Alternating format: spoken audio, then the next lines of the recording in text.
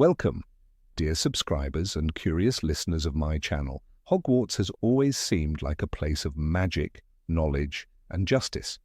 Most of its professors were indeed exceptional in their fields, earning admiration and respect. But look a little closer and you'll see, even the most respected teachers crossed moral lines at times. In this video, we'll explore some shocking examples of how Hogwarts professors stepped beyond what's acceptable. Enjoy watching. Number 1. Severus Snape projected his hatred for James Potter onto Harry. Snape is one of the most complex characters in the entire saga. Brave, loyal, even noble in a certain way. But that doesn't excuse the terrible way he treated Harry. From the first day at Hogwarts, Snape was biased against the boy. Harry had done nothing wrong. He simply happened to be James Potter's son, Snape's old school nemesis. Instead of letting go of past grudges, Snape turned every lesson into a personal vendetta. Yes, Harry resembled his father, but he was his own person. A teacher has no right to project personal traumas onto a student. That's where Snape's greatest moral failing lies. Number 2. Gilderoy Lockhart tried to erase Harry and Ron's memories. Lockhart wasn't just incompetent, he was dangerous. His obsession with fame drove him to criminal acts. When Harry and Ron uncovered his lies, Lockhart tried to use the memory charm on them. He planned to erase their minds and invent his own version of what happened in the Chamber of Secrets. Only Ron's damaged wand saved them. The spell rebounded and hit Lockhart himself. Had things gone his way, he would have destroyed 2 young minds just to protect his image. That's not just cowardice, it's cruelty. Number 3. Sybil Trelawney scared students with gloomy predictions. Professor Trelawney made only 2 true prophecies during her time at Hogwarts, the rest a theatrical performance. But the problem was her performance often turned into psychological torment. In Prisoner of Azkaban, she predicted Harry's death. Hermione quickly saw through the manipulation, but many students became victims of her constant doom-laden declarations. Instead of teaching the art of divination, Trelawney crafted an atmosphere of fear. Her goal was simple, to maintain the image of a mysterious seer at any cost, even if that cost was the emotional well-being of her students. Number 4. Barty Crouch Jr. used unforgivable curses. Teaching under the guise of Alastor Moody, Barty Crouch Jr. revealed early on that he was not your average professor. On the very first lesson, he demonstrated all 3 unforgivable curses with chilling candor and live examples. But he didn't stop there. He cast the Imperious Curse on students, including Neville, forcing him into humiliating acrobatics. Officially, it was for educational purposes. In truth, it was a violation. Despite later playing a role in Voldemort's exposure, Crouch Jr.'s actions cannot be excused. They were violent, dangerous, and a total breach of educational ethics. Number 5. Horace Slughorn told Tom Riddle about horcruxes. Slughorn wasn't a villain. He meant no harm, but one mistake he made changed the course of history. Tom Riddle, charismatic, intelligent, dangerous, approached him with questions. Slughorn couldn't resist. He told him about horcruxes, the darkest of dark magic, which allows a soul to be split. He didn't know Riddle would use that knowledge to become Voldemort. True, Slughorn couldn't have foreseen the consequences, but as a teacher, he had a responsibility to be cautious. His mistake cost the magical world dearly. Number 6. Rubeus Hagrid sent Harry and Ron to the Acromantula. Hagrid is kind, loyal, and sincere. But even he has moments of deeply questionable judgment. In the second book, he tells Harry and Ron, "Follow the spiders."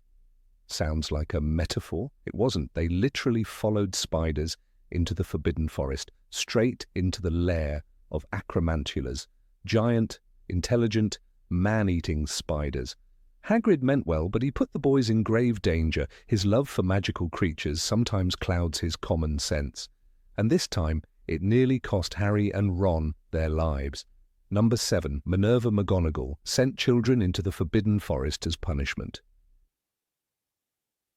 In the Philosopher's Stone, Professor McGonagall made a decision that still shocks readers. After catching Harry, Hermione, Neville and Draco out of bed at night, she didn't give them detention in the library or a writing assignment. She sent them into the Forbidden Forest, at night, with Hagrid. Their task? Track down what had been killing unicorns, creatures so pure their murder was a sign of the darkest magic. "You are to go into the forest and look for the injured unicorn," Hagrid told them. "There's something bad loose in there." That was an understatement. What they found was a blood-drinking shadow, the same one that had nearly cursed Harry's scar off his head. Voldemort himself, sharing a body with Quirrell, was in those woods. And McGonagall had sent 11-year-olds straight toward it as punishment for a school rule infraction. Even Draco Malfoy, usually cocky, whispered, "This is servant stuff." That night could have ended with children dead, or worse. It didn't. But not because of good planning, because of luck. A dangerous kind of luck, wrapped in a teacher's terrible judgment. Number 8, Quirinus Quirrell. Let a troll into the castle. On Halloween night, in the Philosopher's Stone, the feast was interrupted by terror. "Troll, in the dungeons! Thought you ought to know," gasped Professor Quirrell before collapsing. Chaos followed. Students screamed, ran, and were herded to safety. But it was all a lie. Quirrell, far from being frightened, had let the mountain troll in himself. It was a distraction.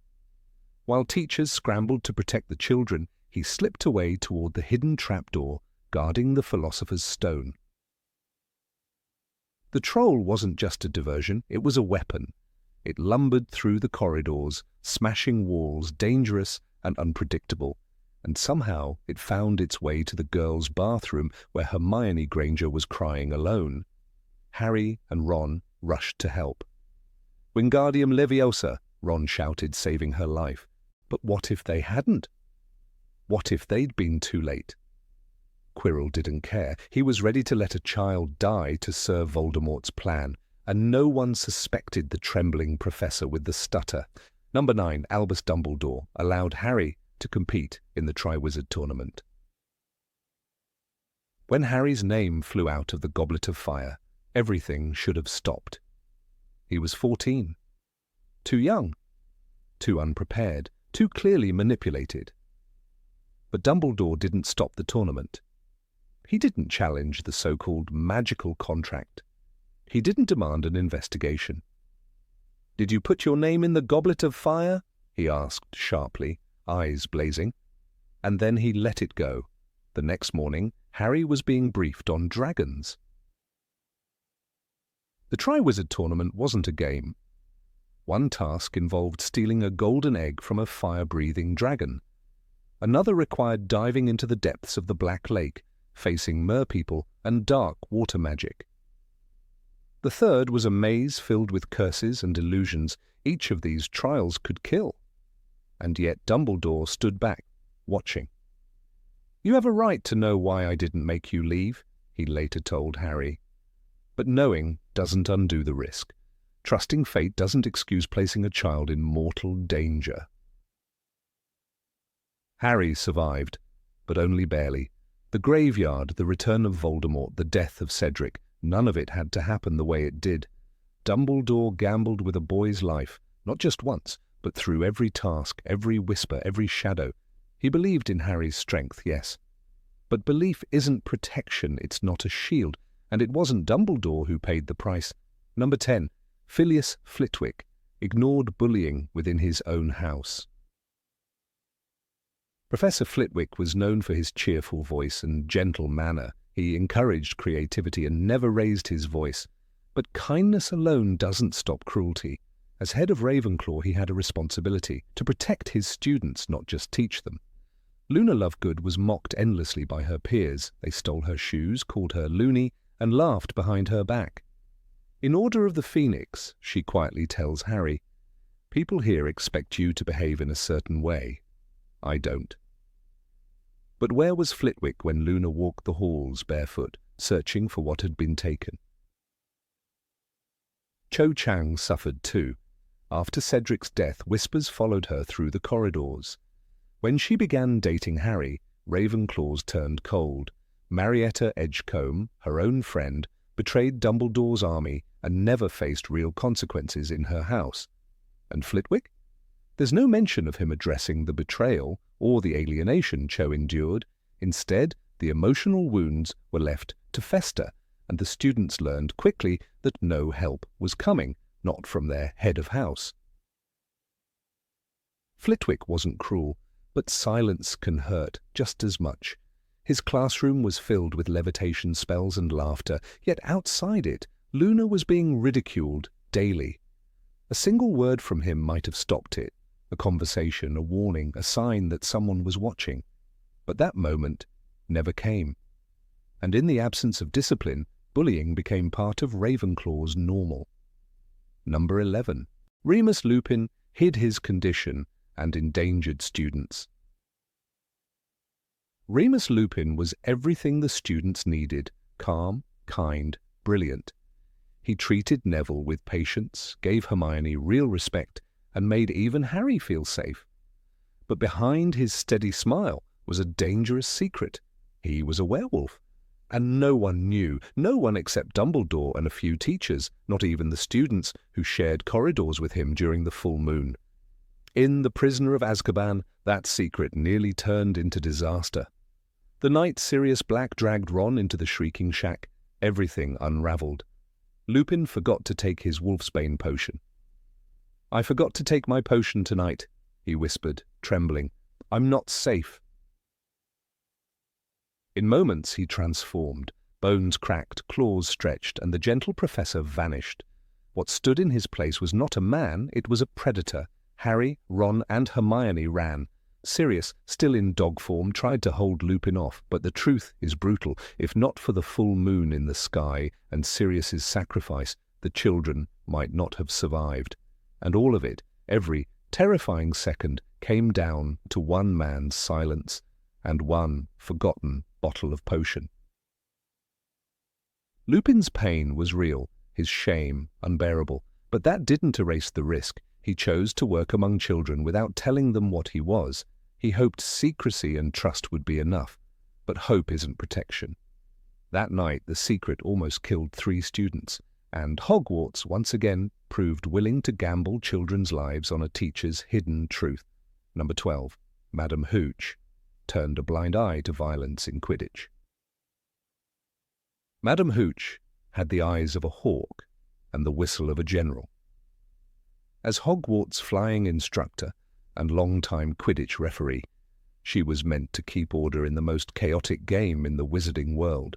But somewhere between the quaffle and the bludgers, she lost control, or worse, turned a blind eye. In The Prisoner of Azkaban, during the infamous Gryffindor versus Slytherin match, the skies became a war zone. Draco Malfoy flew across the pitch, hurling insults at Harry, while the rest of the Slytherin team used their bats like weapons rather than sports equipment. "They're aiming for Harry!" shouted Angelina Johnson midair, but Madam Hooch didn't blow the whistle. Instead, she shouted a warning, useless, fleeting. "Play on!" she barked, and so they did. With bludgers sent spinning dangerously close to heads and elbows thrown in midair, the match resembled a bar fight on broomsticks. There was no timeout, no penalties, no ejections. Madam Hooch simply hovered on the sidelines, watching as if the violence was just part of the entertainment. Even when George Weasley nearly fell from his broom after being rammed by a Slytherin beater, she said nothing. There's no record of a foul being called. Wasn't the first time. In Chamber of Secrets, when Dobby enchanted a bludger to target Harry alone, the rogue ball chased him mercilessly, breaking his arm. Madam Hooch wasn't even seen reacting before Gilderoy Lockhart made matters worse. A child was physically attacked by enchanted sports equipment on her watch, and there was no referee intervention. The question isn't just whether she failed to act, but whether she even saw it as a problem. Her indifference became a pattern. Quidditch at Hogwarts wasn't just dangerous, it was gladiatorial, and Madam Hooch, rather than protect the players, seemed more concerned with keeping the game going. "Rough sport," she once said proudly, brushing off a particularly brutal play. But at what cost? Bones were broken, students ended up in the hospital wing after nearly every match, and the referee simply nodded as if violence was part of the curriculum. Number 13, Pomona Sprout exposed students to deadly mandrakes. Professor Pomona Sprout was never a villain. She loved her students, loved her plants even more, and ran her greenhouses with a cheerful passion that few could rival. But sometimes love can cloud judgment. In the Chamber of Secrets, we're taken straight into Greenhouse 3, where Professor Sprout is preparing her young class, 11-year-olds, for a lesson that could go fatally wrong. Their assignment, repotting mandrakes. Mandrake or mandragora is a powerful restorative, she says brightly. It is used to return people who have been transfigured or cursed to their original state. What she doesn't emphasize loudly enough is this: full-grown mandrakes can kill with a scream. Even the baby ones, she explains, can knock someone unconscious if they don't wear protective gear. The cry of the mandrake is fatal to anyone who hears it, says Hermione Granger, parroting the textbook 1,000 Magical Herbs and Fungi. And yet, Sprout hands out earmuffs, gives a few rushed instructions, and lets a group of children stick their bare hands into soil to pull out wriggling, screaming humanoid roots. One wrong move, one child taking off the earmuffs too soon, and the result could have been a tragedy in the dirt.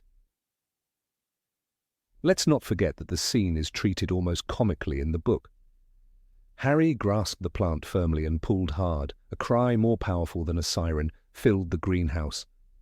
But this wasn't a prank, this was herbology, school curriculum, authorized by the staff of Hogwarts, no less. The idea that a teacher, however knowledgeable, would expose children to a life-threatening magical species just to teach a botany lesson raises more than a few eyebrows. Why not a simulation? Why not adult supervision per student? At the very least, why wasn't Madame Pomfrey on standby?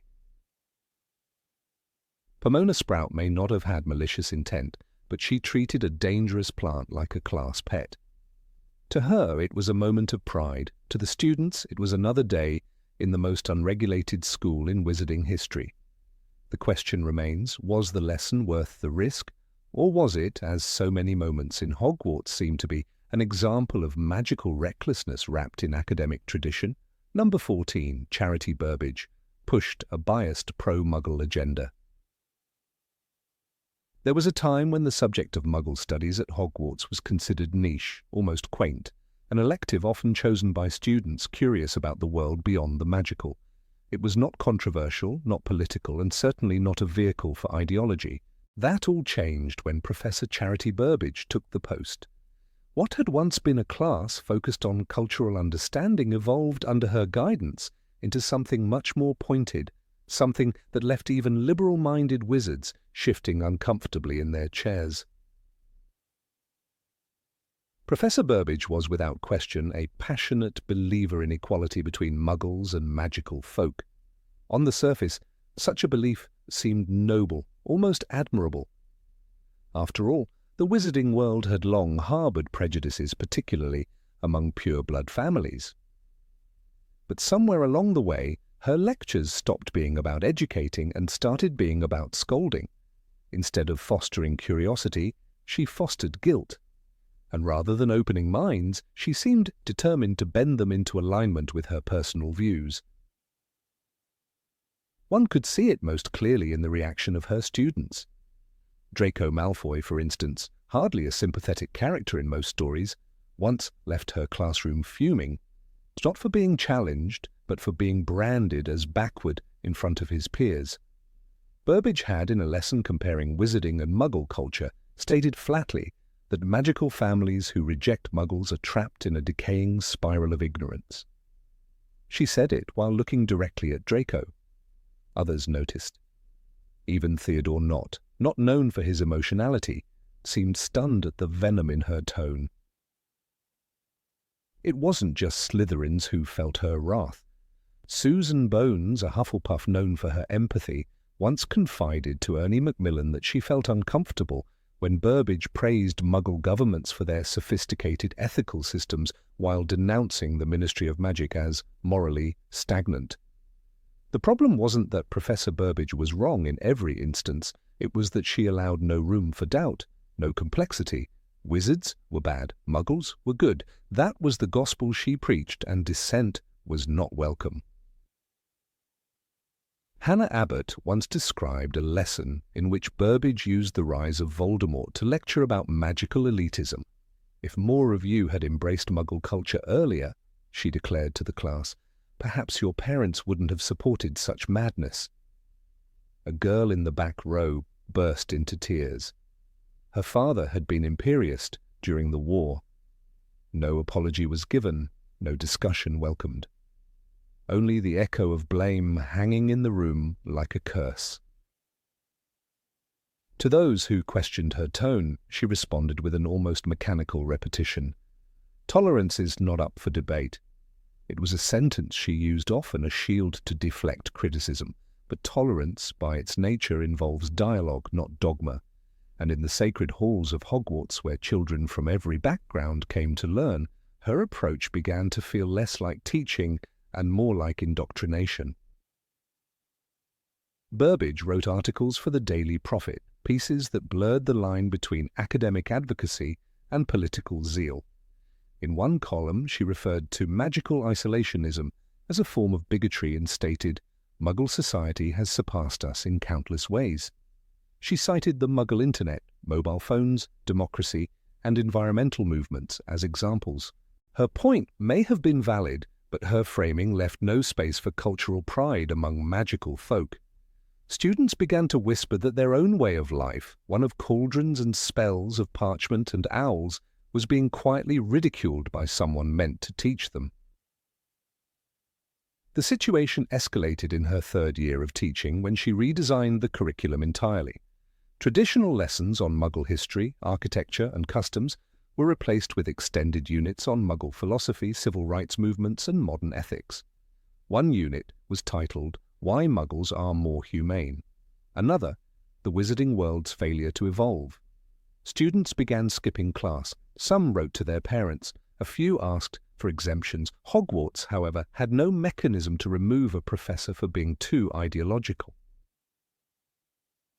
It is difficult to separate Professor Burbage's personal bravery, her refusal to bend before Voldemort, from her professional blindness.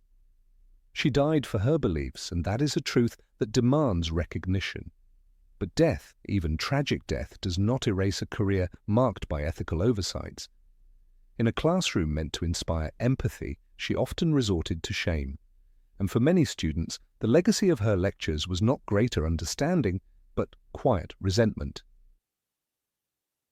Consider Neville Longbottom. He once shared with Seamus Finnegan that he respected Muggles deeply. His parents, after all, fought for equality. But even he found Burbage's tone condescending. In one lesson, she asked the class to compare magical healing practices with Muggle medicine, and concluded that St. Mungo's was stuck in the Middle Ages, while the Muggle NHS was a symbol of true civilization. Neville, whose parents remained in the spell-damaged ward of St. Mungo's, found the statement cruel, whether intended so or not. Luna Lovegood, open-minded as ever, initially defended Burbage, but even she once remarked that the truth doesn't always have to sting so much. It was Luna who noticed that Professor Burbage rarely invited dialogue from students with differing opinions. When Hermione Granger offered a counterpoint, that magical justice had strengths Muggles lacked, Burbage ignored her entirely, not corrected, not debated, ignored. In Harry Potter and the Deathly Hallows, the reader encounters Burbage not as a professor, but as a captive. Her pleas echo through the pages. Severus, please, we're friends. Her fear is palpable. Her belief in Muggle rights is unwavering. She dies for them. But the tragedy of her end should not sanitize the complexity of her life.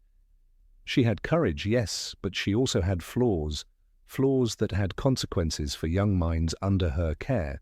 Number 15, Dolores Umbridge used magical torture on students. Of all the shadows cast over the hallowed halls of Hogwarts, few linger as darkly as the presence of Dolores Jane Umbridge. sent not by the will of the headmaster, but by the iron hand of the Ministry of Magic. She arrived draped in pink and laced with bows, concealing a heart steeled by blind loyalty and a need for control. She brought with her not only rules and restrictions, but a new form of cruelty that would leave marks, literal ones, on the flesh and minds of the students. Her methods, most notably the use of a magical quill that carved words into the skin of the writer, blurred the line between discipline and torment. No creature, magical or muggle-born, could mistake what she did for anything less than torture. It began with her installation as the defence against the dark arts professor in Harry's 5th year. The appointment was no coincidence. It was an act of political theatre, a calculated move by Cornelius Fudge to suppress any narrative that contradicted the ministry's official line. The return of Lord Voldemort was not only denied, it was silenced.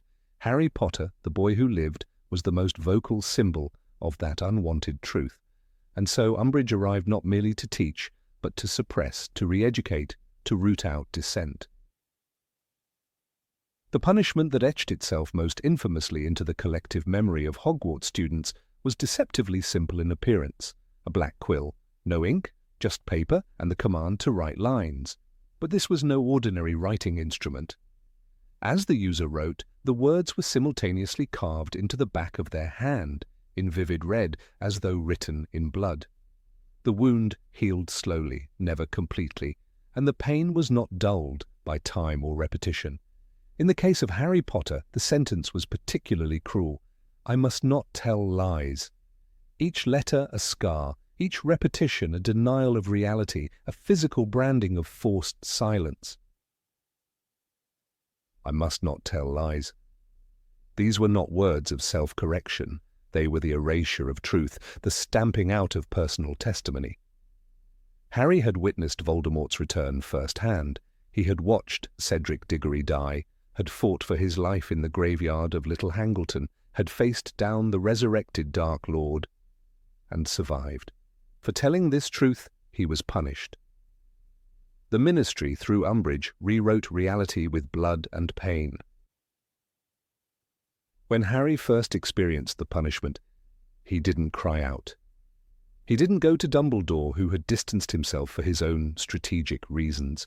He kept the secret, as many victims do, thinking perhaps it was a solitary injustice. But it wasn't. As the days passed, others began to speak of their own suffering. Lee Jordan, Seamus Finnegan. Even first years caught out of bounds or speaking of forbidden topics found themselves in Umbridge's office. There, behind a closed door adorned with kitten plates and doilies, they were disciplined into silence. It is deeply unsettling to consider that such acts occurred not in some distant, dark era of wizarding history, but during the years Harry attended school. Hogwarts, a place meant to foster growth, wonder, and safety, had become under Umbridge's rule a place of fear and authoritarianism. Her role as Hogwarts High Inquisitor only deepened her reach. With ministry approval, she began inspecting teachers, rewriting curricula, banning student groups. Her word was law, and there were no checks on her power. Minerva McGonagall, always the voice of integrity, challenged her frequently, but was powerless to stop the punishments. When she asked Harry pointedly if he had told Dumbledore about the quill, Harry replied, "He's too busy." And perhaps he was. Dumbledore had his eyes on the greater battle to come, the war that was inching ever closer. But in doing so, he left the castle exposed, vulnerable to a bureaucrat in pink who wielded cruelty with a smile. The use of pain as a corrective measure was not new in the magical world.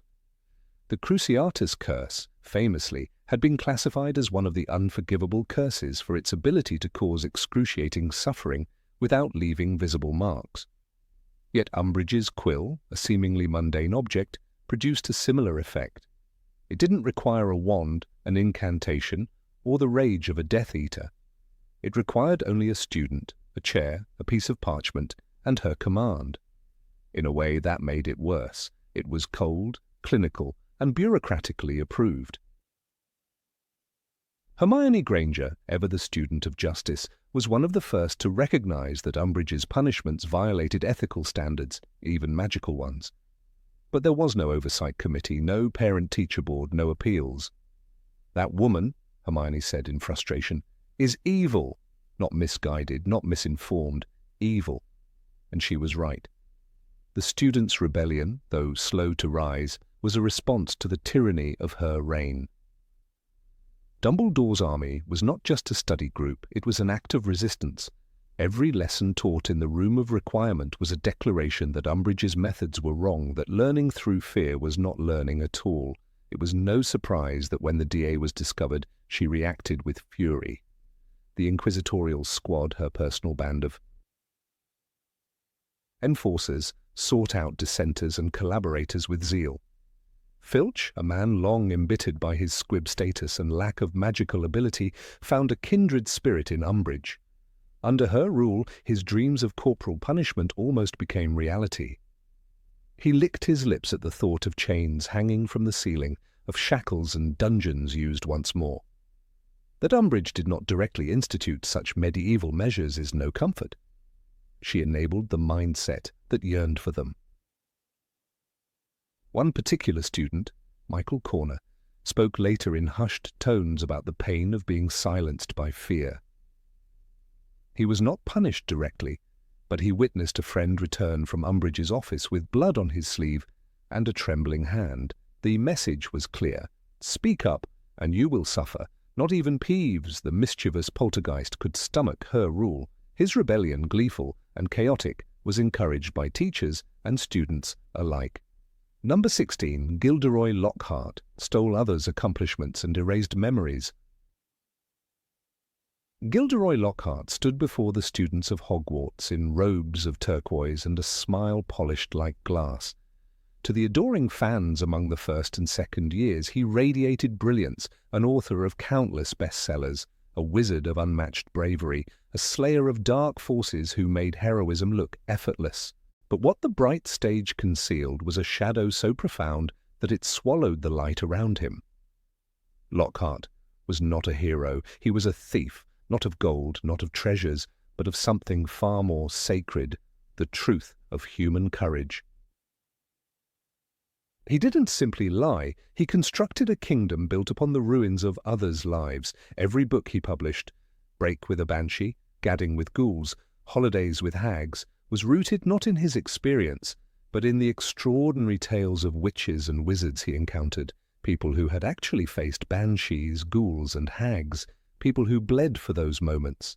Lockhart only had to write them down, but he didn't stop at stealing their stories. He obliterated their voices. Through the use of memory charms, powerful spells that could erase parts, or even the entirety of a person's recollection, Lockhart rewrote history, one victim at a time. He would interview those who had performed brave deeds, often humble folk from distant corners of the wizarding world.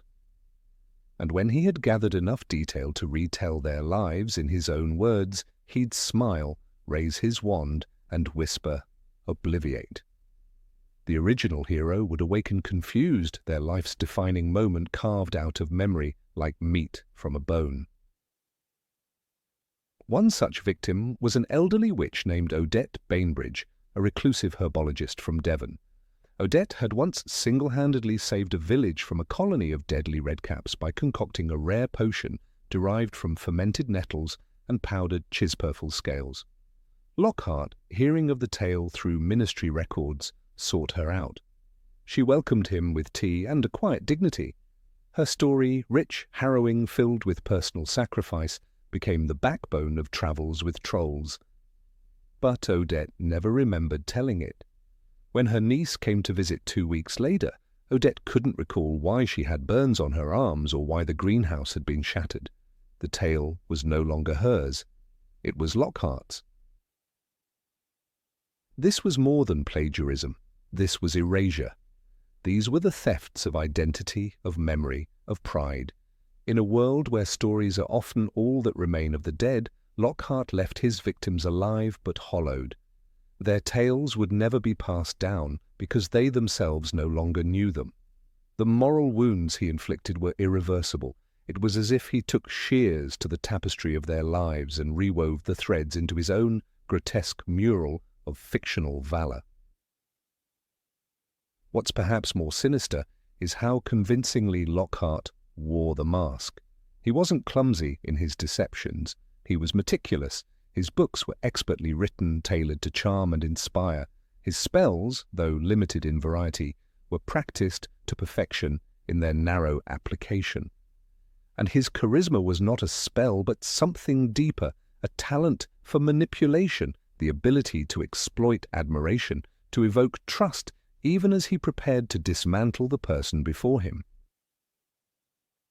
One might argue that the wizarding world was complicit. Lockhart was awarded the Order of Merlin 3rd Class. He won Witch Weekly's Most Charming Smile Award 5 times. He was invited to countless wizarding talk shows and was offered teaching posts, eventually arriving at Hogwarts to teach defense against the dark arts, a position he was comically unqualified for. But his greatest deception wasn't aimed at the ministry or the publishers. It was aimed at the children. At Hogwarts, his lies became curriculum. His books were assigned as textbooks, forcing students to absorb fiction masquerading as history. He positioned himself not just as an expert, but as the definitive voice on magical defense. It was here that his fraud took on a new dimension. He wasn't just stealing the past, he was shaping the future with falsehoods. Students like Hermione Granger, who revered knowledge, devoured his books as gospel. When she declared him her favourite author, she wasn't praising a liar. She was praising the silencing of a dozen forgotten heroes. One pivotal moment that exposed his fraud came during the Chamber of Secrets incident. When the school was plagued by mysterious attacks and rumours of the heir of Slytherin, Lockhart offered platitudes and posed for pictures. But when real danger loomed, he was absent, avoiding the dungeons, hiding behind curtains, faking headaches. His moment of reckoning arrived when Harry and Ron dragged him to Moaning Myrtle's bathroom and forced him to face the basilisk's lair. Here, Lockhart finally revealed his true self, not by confession, but by attempting yet another theft. He seized Ron's wand and declared that he would erase both boys' memories. "I'll have to do the same to you," he said, his tone as sweet as ever. "But don't worry, it's not painful, and I'm sure your parents will be proud of you, famous at last." But this time, the wand backfired. The spell struck him instead, obliterating his own mind. The irony was bitter. The man who had stolen so many memories lost his own in the end. There's something poetic about that. The very magic he used to disfigure others became the weapon of his own undoing. He was hospitalized at St. Mungo's Hospital for magical maladies and injuries, where, as of the final books, he remained, a hollow echo of his former self, signing autographs on blank pages and offering nonsensical advice. A shell, a man who had no stories left to tell because he had never truly lived them. The ethical implications of Lockhart's actions reach far beyond the classroom. Memory is sacred in the wizarding world. From pensives to remembrals, wizards revere the past, not merely as record, but as identity. To tamper with a memory is to alter the core of who someone is. Lockhart wielded Obliviate not as a tool, but as a scalpel, excising glory from the minds of the deserving and implanting it into his own narrative. It was magical violence cloaked in charm. Number 17. Albus Dumbledore kept the prophecy from Harry. Albus Dumbledore stood silently in his office, watching the silver instruments hum and tick under the warm candlelight. The prophecy swirled in the dusty globe of memory, locked away in the Department of Mysteries, far from the boy it concerned. The boy who bore the scar, the boy who trusted him without question. And still, Dumbledore said nothing. For years he withheld the truth. Not out of cruelty, perhaps, but out of fear. A fear born not for himself, but for the burden he knew Harry Potter would have to carry once he understood the prophecy's weight. It wasn't until the end of Order of the Phoenix, after Sirius Black's death, that Dumbledore finally revealed the full extent of what he knew. In his own words, "I cared more for your happiness than your knowing the truth, more for your peace of mind than my plan." It was a confession, an admission of guilt wrapped in paternal affection. Yet, even in that moment of openness, there lingered an unease.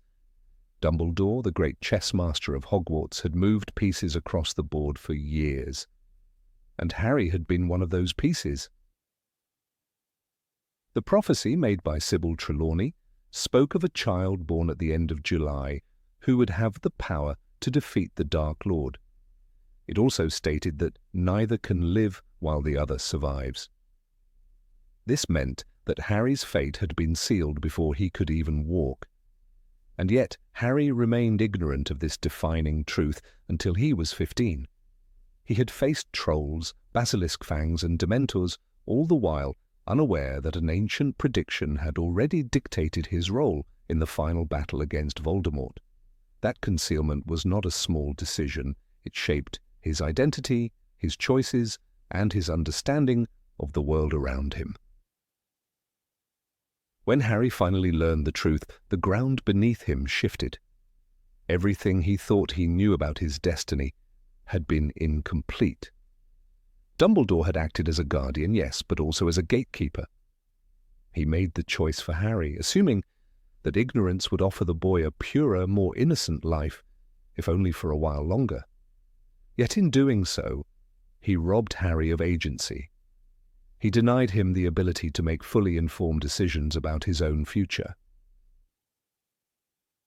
The ethical implications of Dumbledore's actions ripple throughout the entire series. Was he justified in delaying the truth? Would Harry have been emotionally ready to understand the gravity of the prophecy at a younger age? These are difficult questions, and they strike at the heart of Dumbledore's character. He was often portrayed as a wise old mentor, the archetypal wizard with twinkling eyes and cryptic wisdom. But this act, this silence, suggests a more complex figure, a man who loved, who feared, and who made questionable choices under the guise of wisdom. One cannot forget the weight Harry carried once he learned the prophecy. In Half-Blood Prince, we see him burdened with new awareness. He no longer reacts with youthful emotion alone. He strategizes, he prepares, and he becomes a leader. One might argue that Dumbledore's delay stunted this development. What could Harry have achieved emotionally and tactically had he been prepared sooner? What allies might he have gathered? What strength might he have drawn from understanding that his life's purpose was not a mystery, but a mission? Even in the Order of the Phoenix, Harry's rage often boiled beneath the surface, fueled by a sense that adults were keeping him in the dark. That summer at Grimmauld Place, he raged against the members of the Order who refused to share information. He was told that he was too young, too volatile, too vulnerable. The irony is palpable. He had already faced death multiple times, already fought Voldemort himself, and yet the truth was still kept from him. It wasn't just frustrating, it was insulting. A boy expected to act like a soldier was denied the right to know what war he was fighting. Sirius Black's death became the final price of Dumbledore's silence. Had Harry known the prophecy earlier, perhaps he would have approached the events at the Department of Mysteries with a clearer sense of what was at stake. Perhaps he would have recognized the trap. Perhaps he would have saved his godfather's life. These are painful what-ifs, but they matter. They haunt the pages of the story, lingering like shadows behind every triumphant moment. The moment Dumbledore reveals the prophecy is written with unusual vulnerability. He tells Harry, "I have watched you struggling under more burdens than any student who has ever passed through this school, and I could not bring myself to add another, the greatest one of all." It is, perhaps, the closest thing to an apology we ever get from the headmaster. But is it enough? For readers, and for Harry, the question remains, should the truth have been his to carry all along? Dumbledore's choice to withhold the prophecy also speaks to his broader pattern of manipulation. He orchestrated events behind the scenes, sometimes treating people as instruments of a greater cause. He placed Harry with the Dursleys, knowing full well the emotional abuse he would suffer. He recruited Severus Snape to a dangerous double life. He sent Newt Scamander after Grindelwald years before the boy who lived was even born. All of these acts were part of a grand strategy, and while they may have served the greater good, they came at personal costs to those involved. In that light, hiding the prophecy fits seamlessly into Dumbledore's modus operandi. He protected people by using them, believing that sacrifice, especially when unseen, was a form of mercy. But mercy, when coupled with manipulation, becomes murky. Harry was not simply being protected, he was being prepared, like a weapon sheathed in innocence, and by the time he learned the truth, the edge was already honed. He had become exactly what Dumbledore hoped he would: brave, loyal, and ready to die if necessary. This is the tragic paradox of Dumbledore's wisdom. It is both noble and cold. In trying to shield Harry from pain, he prolonged it. In trying to delay the weight of destiny, he may have magnified it. Dumbledore was not evil, but neither was he infallible. His actions were layered with intention, calculation, and deep affection, but the question remains whether love justifies control and whether foresight justifies silence. The prophecy itself is also a curious artifact. Its wording is ambiguous. Either must die at the hand of the other, for neither can live while the other survives. Crucially, it does not state that Harry must kill Voldemort. It only states that one must die at the hand of the other. Dumbledore interpreted this to mean inevitability, but Trelawney's phrasing leaves room for interpretation. It's possible that Voldemort could have been defeated in other ways. Dumbledore, however, took the most direct path: preparation for sacrificial death. He did not trust ambiguity, he trusted fate. Harry's discovery of the prophecy came at a point in his life when he was already doubting everything. His relationship with Dumbledore had grown distant during his 5th year. He felt abandoned, confused, and angry. The headmaster's avoidance added fuel to the fire. When they finally spoke in Dumbledore's office after the tragedy at the Ministry, Harry's pain erupted not just from grief, but from betrayal. He had been used, he had been kept in the dark, and he felt the loss of Sirius as a result of that very secrecy. In Harry Potter and the Half-Blood Prince, Dumbledore tries to make amends by offering Harry more truth. He shows him memories, reveals Voldemort's origins, and begins to shape Harry's understanding of horcruxes. But even then, the full truth is withheld. Dumbledore does not reveal that Harry himself is a horcrux.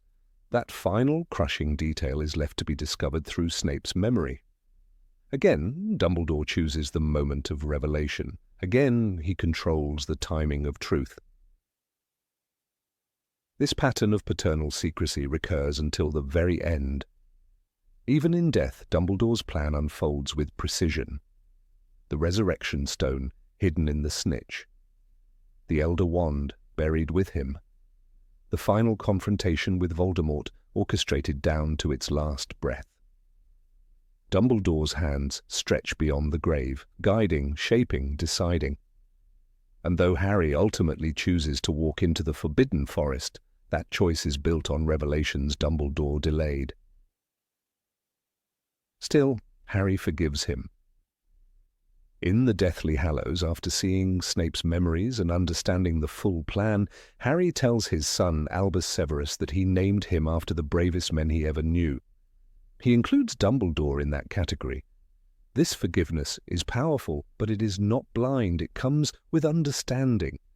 Harry learns that bravery sometimes wears the mask of manipulation, that love sometimes expresses itself through control, and that leadership sometimes means choosing the least terrible option rather than the best one. The story of Albus Dumbledore and the withheld prophecy is not simply about secrecy. It is about the moral weight of knowledge. It is about what happens when one person decides that another cannot handle the truth. Dumbledore believed he was protecting a child. Perhaps he was. But that child became a man who had to fight a war he never asked for. and in the silence between them, trust was wounded, though not destroyed. This moment in the series forces us to reflect on the nature of truth and the ethics of leadership. Should a mentor hide devastating information to shield a young person from pain? Or does the very act of concealment create deeper wounds later on? These are not questions easily answered. But in the world of Harry Potter, they are questions that echo louder than any spell. Dumbledore's legacy is not only in the magic he taught, but in the secrets he kept, and the consequences they brought. Number 18, Albus Dumbledore left Harry with abusive relatives.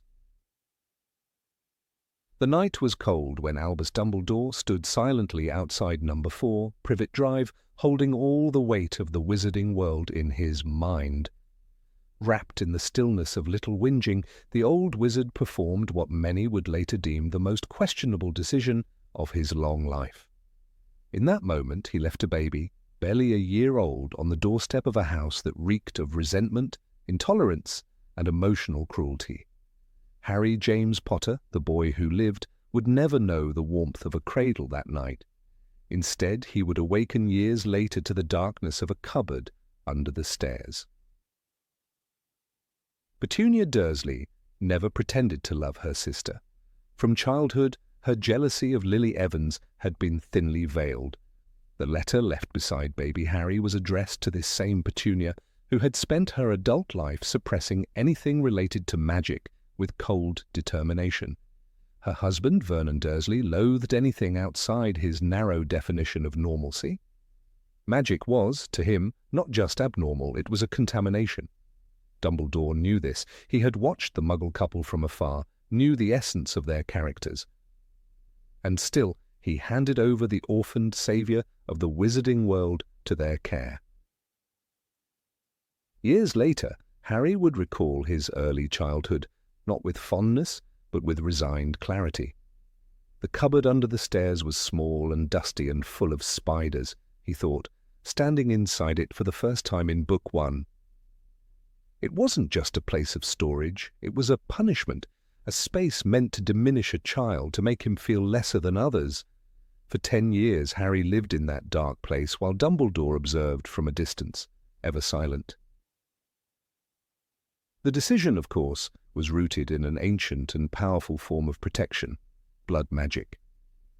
As Dumbledore explained in Order of the Phoenix, by placing Harry in the home of his aunt, his mother's blood relative, the enchantment of Lily's sacrifice could live on. While you can still call home the place where your mother's blood dwells, there you cannot be touched or harmed by Voldemort. But this rationale, while magical and strategic, was deeply impersonal. It was a calculation made by a general, not a guardian. It was easy to justify that kind of magic when looking at the war map. It was harder when listening to Harry's recounting of being starved, overworked, and unloved.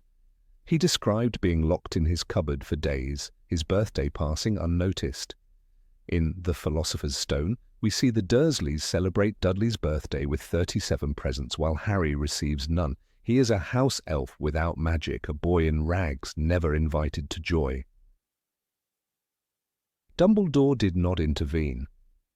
Not when Harry came to Hogwarts covered in bruises and poorly fed. Not when Madame Pomfrey healed injuries that clearly spoke of neglect. Not even when teachers like Professor McGonagall, who once called the Dursleys the worst sort of muggles, voiced their doubts. McGonagall had witnessed the Dursleys firsthand the night Harry was left. Her concern was not vague. "You couldn't find a better home?" she had asked Dumbledore that night. And yet he'd smiled, insisting this was the only way. There is a discomfort in realizing how aware Dumbledore was of the Dursleys' treatment. He sent Arabella Figg, a squib, to watch over Harry from a neighbouring house. She reported regularly. So Dumbledore knew when Harry came home with split lips or broken glasses. He knew when Harry was denied meals or sent to his cupboard as punishment. Still he did nothing, because to act would risk the protective charm breaking, because strategy mattered more. In The Goblet of Fire, Dumbledore is seen as a protector, almost paternal, But that image becomes difficult to reconcile with the boy Harry once was, the child who wore Dudley's hand-me-downs held up by safety pins, the boy who never knew love until he met Hagrid, the boy who, when receiving his first real birthday cake, looked at it with the wide-eyed wonder of someone who never expected kindness. All of that happened under Dumbledore's silent gaze. Some may argue that the ends justified the means, that Harry survived, that he was kept safe until he was old enough to fight. But safety without affection, without human warmth, is merely survival. It is a life of numb resilience, not joy. And while Harry became strong, one cannot help but wonder, what did he lose in those years of emotional starvation?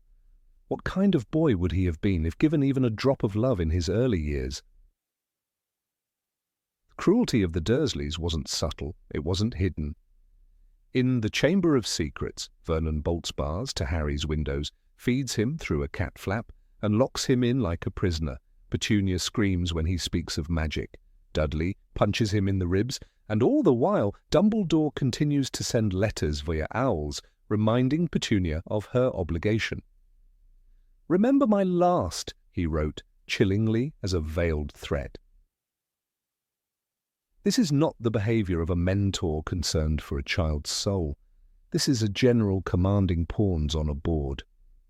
Dumbledore loved Harry, yes, but from a distance.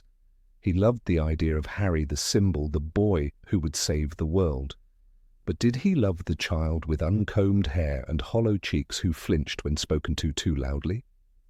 That is the question that haunts this decision. In The Half-Blood Prince, Dumbledore takes Harry on dangerous missions, tells him difficult truths, and finally places the weight of Voldemort's destruction on his shoulders. He justifies it as destiny. But the road to that moment was paved with lonely birthdays and cold meals. The strength Harry shows is admirable, but it was born of necessity, not nurturing. He was a child forced to become a soldier before he was ready. There were other options. Remus Lupin, though a werewolf, had more love for Harry than anyone in the Dursley household. He would have raised him with stories of his parents, with understanding. Minerva McGonagall was strict but fair, and had once served as Harry's transfiguration teacher. She had the discipline of a guardian, but also the heart of someone who cared deeply. Even Hagrid, rustic and clumsy, would have offered warmth and connection. Dumbledore had choices. He made the most pragmatic one, but it wasn't the most compassionate, and that reveals a darker truth about his character. He was willing to sacrifice the happiness of one child to protect the many. That is the burden of leadership, some would say, but is it one we should excuse? When Harry eventually confronts the memories of his youth, he does so with remarkable forgiveness. He does not hold hatred in his heart for Dumbledore, but the scars remain. Emotional neglect leaves marks just as surely as spells do. In the Deathly Hallows, when he reads Dumbledore's letters to Grindelwald and learns of his flawed past, the pedestal begins to wobble. And for a moment, Harry sees the man, not the legend. Dumbledore, too, acknowledges his failures. In one of their final conversations, he admits, "I cared more for your happiness than I should have, or perhaps not enough." It's a sentence full of contradiction, a mirror of the complexity within him. A man who loved but could not express it properly. A man who planned but forgot the cost of those plans on human souls. The legacy of this decision is not just one of pain, it is one of transformation. Harry, shaped by the absence of love, becomes a man who gives it freely. He becomes a father who never locks his son in a cupboard, a friend who protects those he cares about, a hero not because of what he endured, but because of what he refused to replicate. The cupboard under the stairs remains the symbol of this flaw. It is the place where Harry was hidden, forgotten, reduced. It is also the place from which he emerged, not as a weapon, not as a prophecy's pawn, but as a human being, yearning for connection. And perhaps that, more than anything, is what Dumbledore underestimated: Harry's heart, not his destiny. In the end, Albus Dumbledore was not a villain, but he was not blameless. He carried the burden of 1,000 decisions, and this one, leaving a child in the hands of those who could not love him, was perhaps his gravest misjudgment. It wasn't made out of malice, but calculation, and calculations, no matter how clever, should never come at the expense of a child's soul. Readers continue to argue whether Dumbledore's choice was defensible. Some cite the success of the plan, the defeat of Voldemort, the survival of Harry. Others, more quietly, mourn what was lost. The birthdays uncelebrated, the hugs not given, the voices that told a boy he was unwanted, unheard. And for that silence, Dumbledore remains eternally accountable, not because he was evil, but because he knew, because he saw, because he, more than anyone, understood the value of love, and yet he stood outside number 4 Privet Drive and walked away. Number 19, Sybil Trelawney, frequently taught under the influence of alcohol. Professor Sybil Trelawney rarely drew admiration in the hallowed halls of Hogwarts, where the air was thick with the scent of old magic and the echoes of scholarly rigour. She moved like a ghost within the castle, wrapped in her patchwork shawls, adorned with jangling beads and misty eyes that always seemed to look a few seconds ahead, or perhaps behind. But if her eccentricity once amused or baffled her colleagues, it later began to trouble them. For beneath her layers of velvet and perfume there was something else, an odour, not born of incense or ancient books, but of sherry, the sharp, cloying smell of alcohol that lingered in her breath and in the folds of her clothing. By the time Harry Potter entered her classroom in his 3rd year, Sybil had already built a reputation for her strange predictions and dramatic declarations of doom. Students found her amusing at first, even charming in her otherworldliness.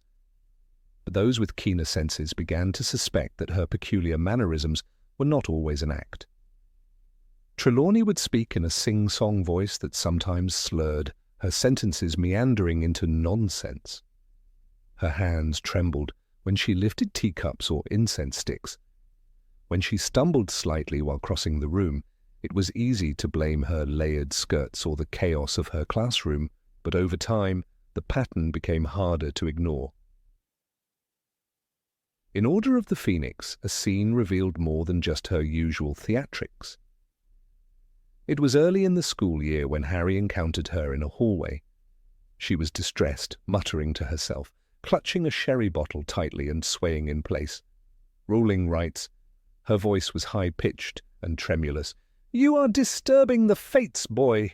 The inner eye is troubled." Her eyes were glassy, her breath sour.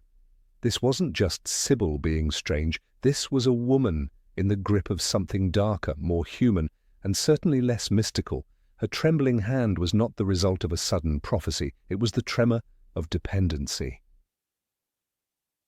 Sybil Trelawney taught divination, a subject requiring clarity of thought, sensitivity to subtle energies, and the ability to guide young minds into the unknown. Instead, she brought confusion, a vague mist of nonsense, and often a dangerous sense of theatrical panic. Her classroom, stuffed with moth-eaten tapestries, flickering candles, and clouds of perfume, became more of a den than a place of learning. Lavender Brown and Parvati Patil adored her, clinging to every word, but not all students were so easily convinced. Hermione Granger, ever logical, left her class in frustration, calling it a load of rubbish. Yet what Hermione sensed intellectually, others began to feel viscerally. There were whispered rumours among students about how Professor Trelawney smelled faintly of sherry every morning. Some noticed that her predictions grew more erratic after lunch.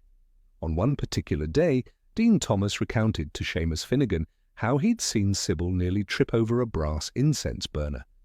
The class laughed at the image, but in hindsight the incident revealed the instability that had begun to seep into her presence at Hogwarts. It's worth considering the implications of her condition in an environment like Hogwarts, a school that educated children as young as 11, many of whom were living away from their families for the first time. A school with floating staircases, moving portraits, and magic in every corner. If ever there was a place that required constant vigilance from its staff, it was this. And yet here was Trelawney, often intoxicated, locked in her tower, responsible for guiding students through the delicate art of divining the future. What makes her behaviour more alarming is the context of her personal vulnerability.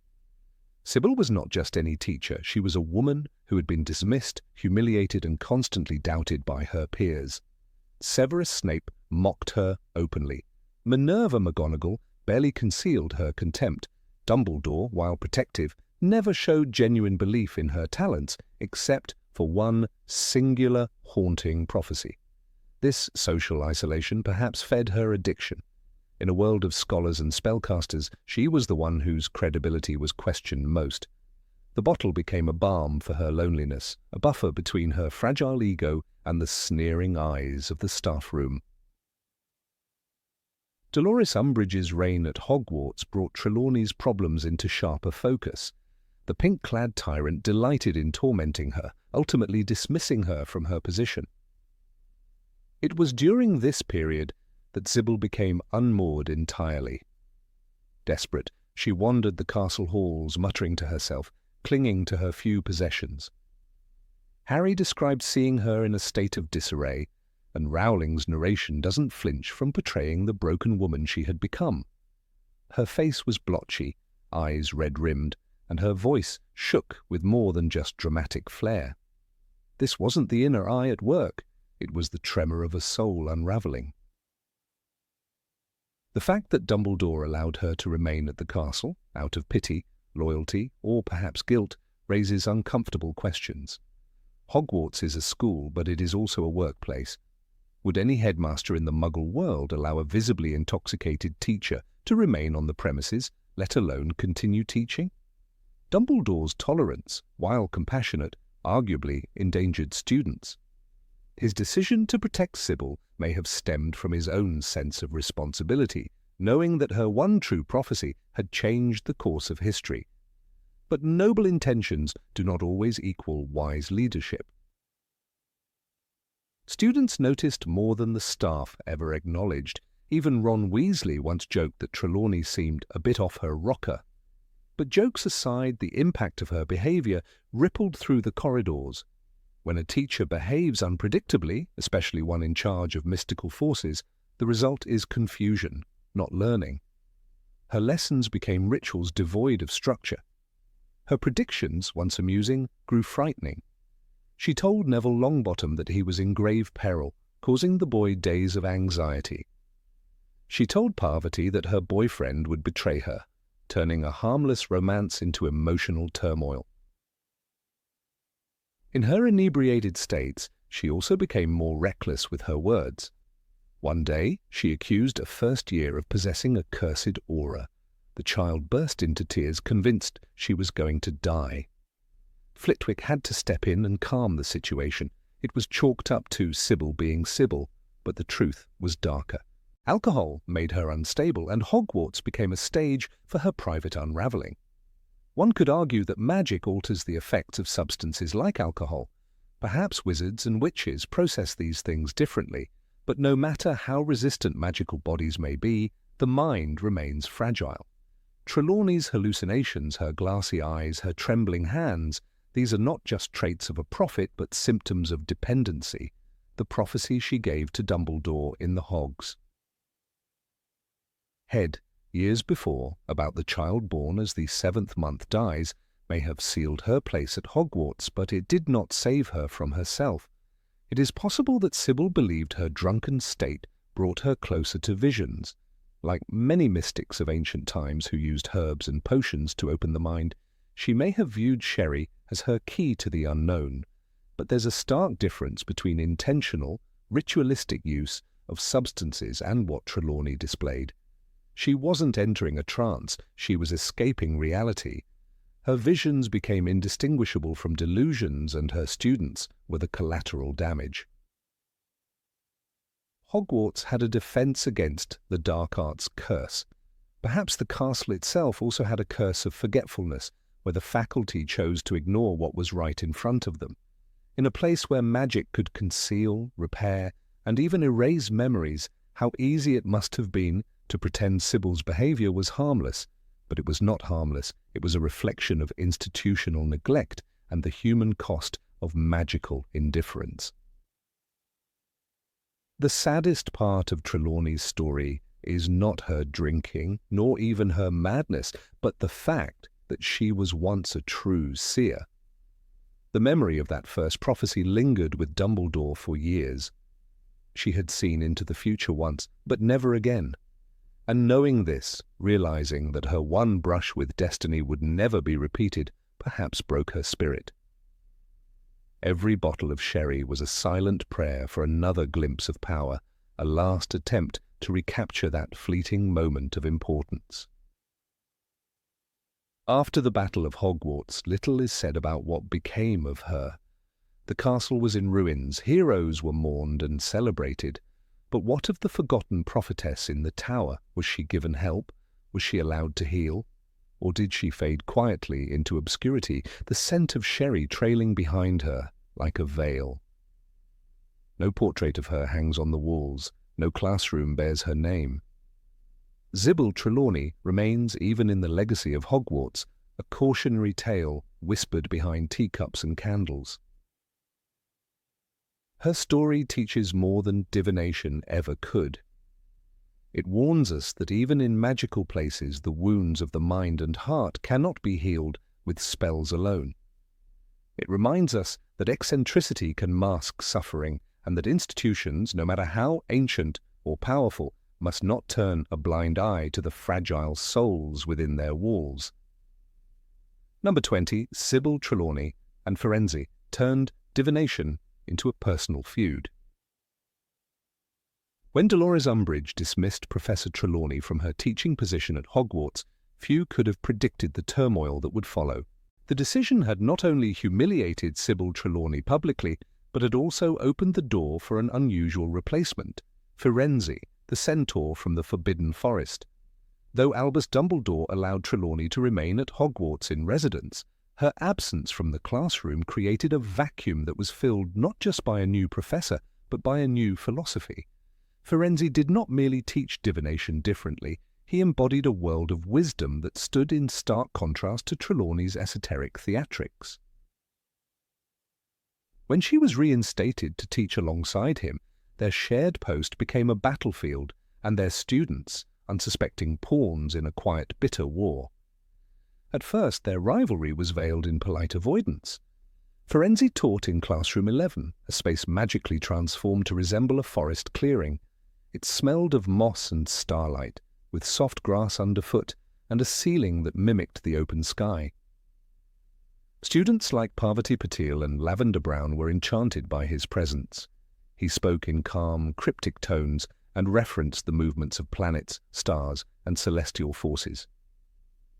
Meanwhile, Trelawney returned to her tower room filled with swirling incense, crystal balls, and ominous predictions. She resumed her traditions with fervor, as though the temporary dismissal had reinvigorated her belief in her own powers. Yet beneath her shawls and clinking bangles was a bruised pride, and she made it clear, often with passive-aggressive comments, that Firenze was nothing more than a stargazing beast pretending to grasp the true art of divination.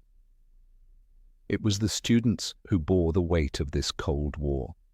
One day they would sit on cushions beneath Trelawney's dim lanterns, scribbling down vague symbols from tea leaves, and the next they would lie on the forest floor of Firenze's classroom, gazing at illusions of constellations, trying to comprehend centaur logic. Harry Potter himself once noted the dissonance, recalling how Trelawney kept trying to outdo Firenze in her lessons. She would raise her voice when describing a grim omen and make oblique references to those who beyond lack human insight. Firenze, for his part, never retaliated in tone, but his silences were sharp, his pauses purposeful. When he spoke of the stars revealing more than the clouds of smoke conjured in towers, it was clear who he meant.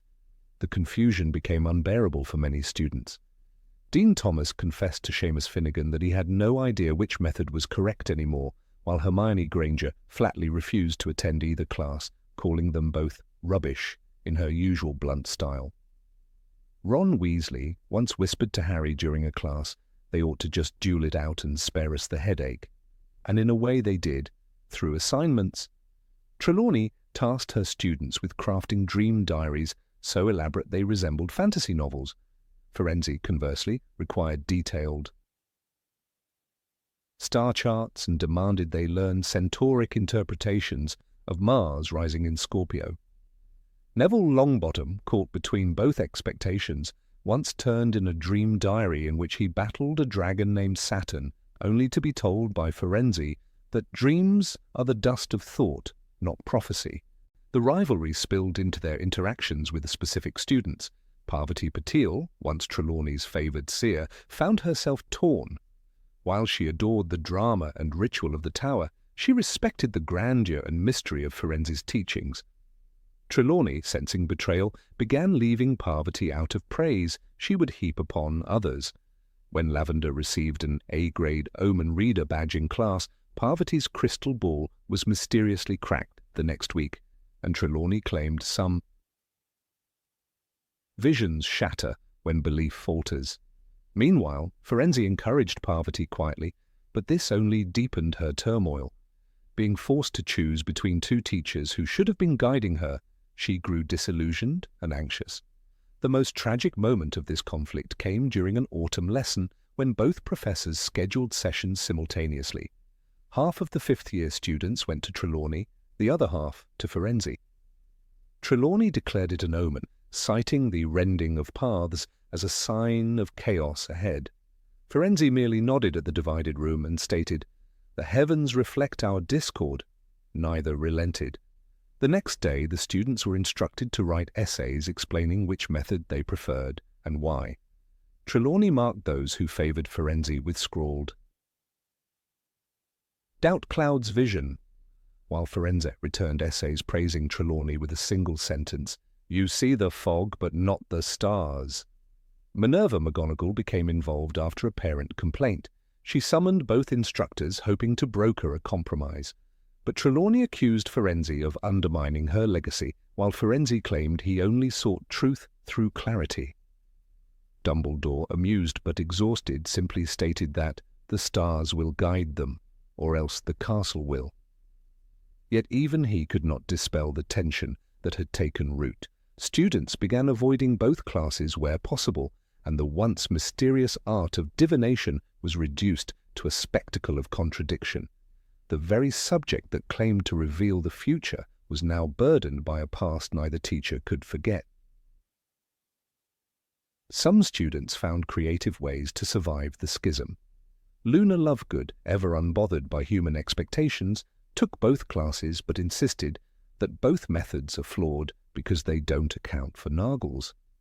When asked whose lessons she preferred, she replied, "They're not really fighting, they're dancing in different directions."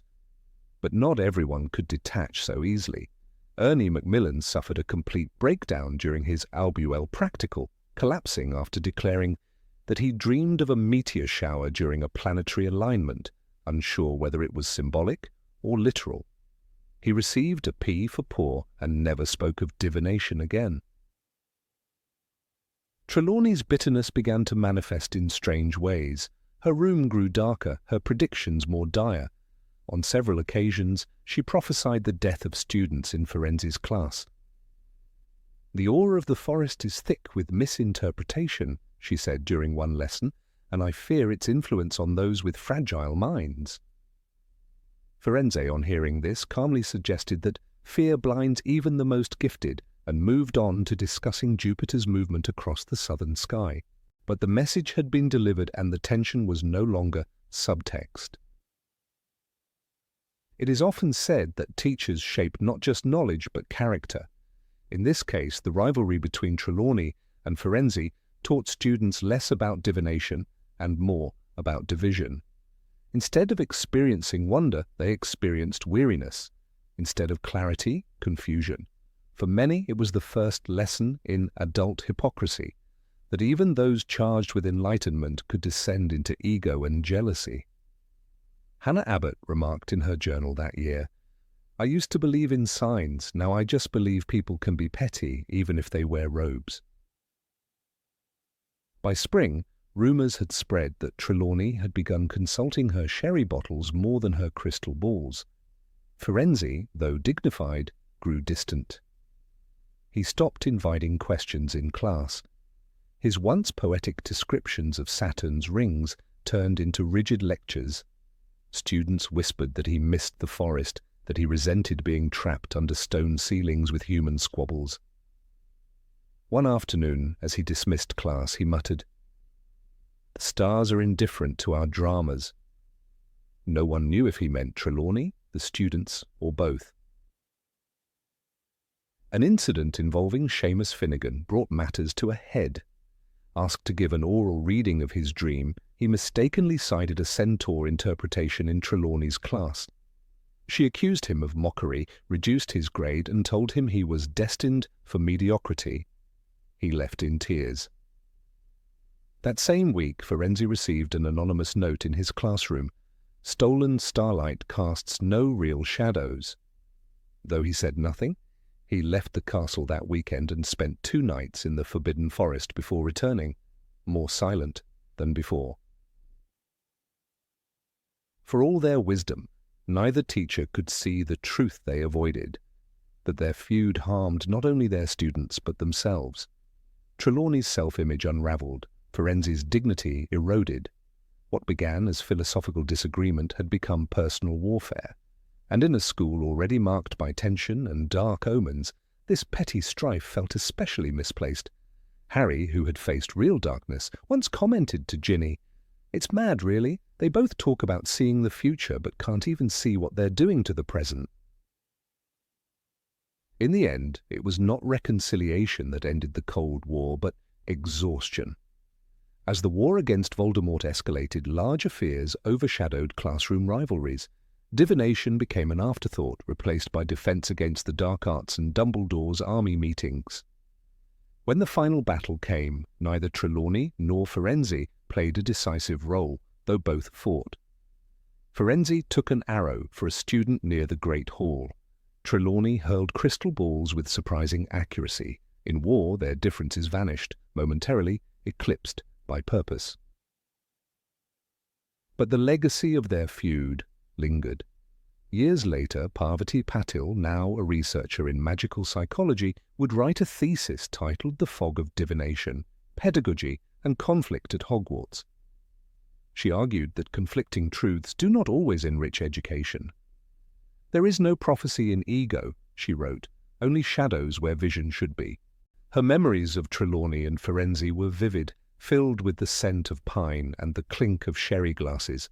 They had once opened the mysteries of the cosmos to her, and then slammed the door shut. Some said that after the war, Trelawney quietly retired. Others claimed she continued to haunt the tower room, muttering of eclipses. Firenze returned to the forest, his hooves once again treading the mossy soil he had always longed for. Their time at Hogwarts became legend, an example of how belief, when tainted by insecurity, can turn wonder into war. The subject of divination would never fully recover. Some students learned more from the conflict than from the stars, and perhaps that is its own kind of prophecy. Number 21, Severus Snape, publicly humiliated Neville Longbottom. In the dark, damp dungeons of Hogwarts, where cauldrons bubbled and shadows clung to the stone walls, a young boy sat trembling at the back of the room. His name was Neville Longbottom. He was round-faced, forgetful, often clumsy, but not without a kind heart or quiet bravery. Yet in this corner of the castle, none of that mattered. In Professor Severus Snape's classroom, Neville was not seen as a child to nurture, but a convenient target for disdain. This was not an isolated incident, nor a mere clash of personalities. Over time, it became a pattern, a ritual of humiliation, masked as education. From the very first lesson, Snape marked Neville as prey. In the Philosopher's Stone, Snape's tone was sharp and ridiculing as he addressed the students, You are here to learn the subtle science and exact art of potion making. And yet when Neville made mistakes, he was not treated with guidance or patience. Instead, he was subjected to a cold, biting contempt. When Neville melted his cauldron while attempting a simple potion, the professor did not offer a chance to correct his error. Snape's reaction was to publicly mock him and assign punishment without pause. "Idiot boy," he spat, loud enough for the entire class to hear. It was not a correction, it was a calculated blow to a child already drowning in self-doubt. Neville was not the only student to struggle with potions, but he was uniquely and consistently singled out. In that same first year, Snape assigned Neville to partner with Hermione Granger during lessons, a clear indication that he believed Neville required a more capable student to keep him from failing. When that partnership failed to yield perfection, it was Neville alone who bore the consequences.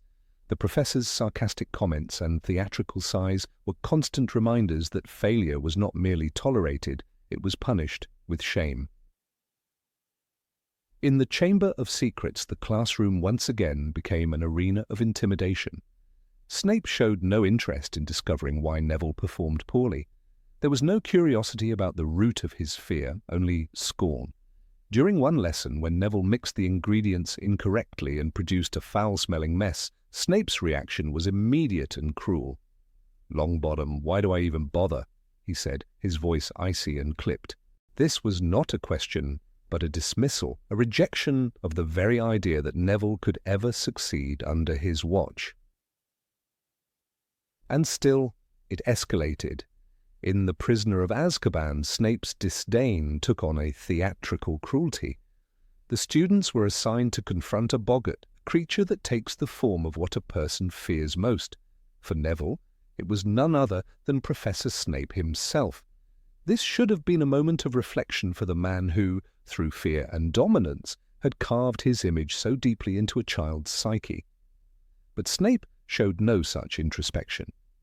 Instead, he watched as Neville's greatest fear took on his own sneering form, dressed comically in his grandmother's clothes after Professor Lupin intervened. The class laughed, but what remained for Neville was the bitter knowledge that his fear had been put on display. One might argue that Snape's behavior was part of his strict teaching methods, that he was preparing his students for the harsh realities of the wizarding world. But that argument crumbles under the weight of his inconsistency. Hermione, who was known to challenge professors, was rarely treated with the same venom. Ron, who often caused disruptions, escaped the same level of humiliation. With Neville, there was no nuance, no attempt at growth, only cruelty. Even in the face of trauma, Snape remained unmoved. In the Goblet of Fire, when Neville was visibly shaken during a discussion about the unforgivable curses, spells that had destroyed his family, Snape gave no sign of compassion. He was present when Professor Moody demonstrated the Cruciatus curse on a spider, and he watched Neville's reaction with indifference. There was no effort to shield the boy, no flicker of empathy. Just silence. The psychological impact of this treatment cannot be overstated. Neville's lack of confidence, his hesitations, his tremors, they were not merely personal flaws, but the scars of emotional erosion. Snape's classroom, rather than being a place of learning, became a place of dread. Neville admitted in The Order of the Phoenix, "I'm rubbish at potions." This belief was not born of laziness or incompetence, but years of being told, both directly and indirectly, that he was worthless. What's particularly disturbing is how normalized this behavior became within the school. Students, professors, and even the headmaster failed to intervene. Snape's cruelty was seen as a personality quirk, a product of his past, or even a necessary evil. But when cruelty is excused, it festers. Neville was a child. No matter the justifications drawn from Snape's own troubled life, the effect on Neville was undeniable and unjust. It is worth noting that Neville's true potential only began to shine under other mentors. Professor Lupin treated him with kindness, recognizing the need for confidence before competence. Under Lupin's guidance, Neville learned to laugh at his fear, to confront it. Years later, in the Deathly Hallows, he emerged not as the frightened boy from the dungeons, but as a leader, a fighter, the slayer of Nagini. This transformation did not happen in Snape's class, it happened in spite of it. The contrast between these two figures, Snape the authority, Neville the underdog, is striking. Snape had power, knowledge, and respect. Neville had fear, uncertainty, and trauma. The dynamic was unbalanced, and Snape's role in it was not that of a stern teacher, but an emotional antagonist. And though Snape's story is one of redemption in many eyes, his treatment of Neville remains a glaring contradiction in his narrative. Some fans argue that Snape's bitterness toward Neville stemmed from the prophecy that had Voldemort chosen the Longbottoms instead of the Potters, Lily might have lived. But punishing a child for the hypotheticals of prophecy is not tragic, it's cruel. If that theory holds any truth, it only deepens the sin. Snape's allegiance to Lily did not translate into protection for others. It manifested as resentment toward a boy who had done nothing but exist. Even when Snape became headmaster in the Deathly Hallows, and even though his role as a double agent complicated his actions, there is no evidence that his view of Neville changed.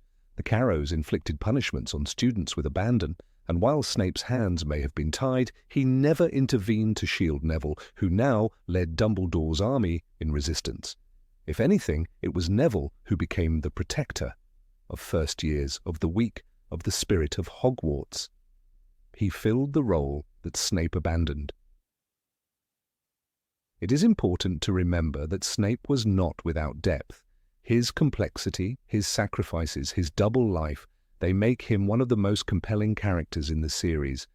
But complexity is not immunity from accountability. A tragic past does not erase present cruelty. Snape's heroism in the war does not undo the damage he inflicted on Neville during those formative years.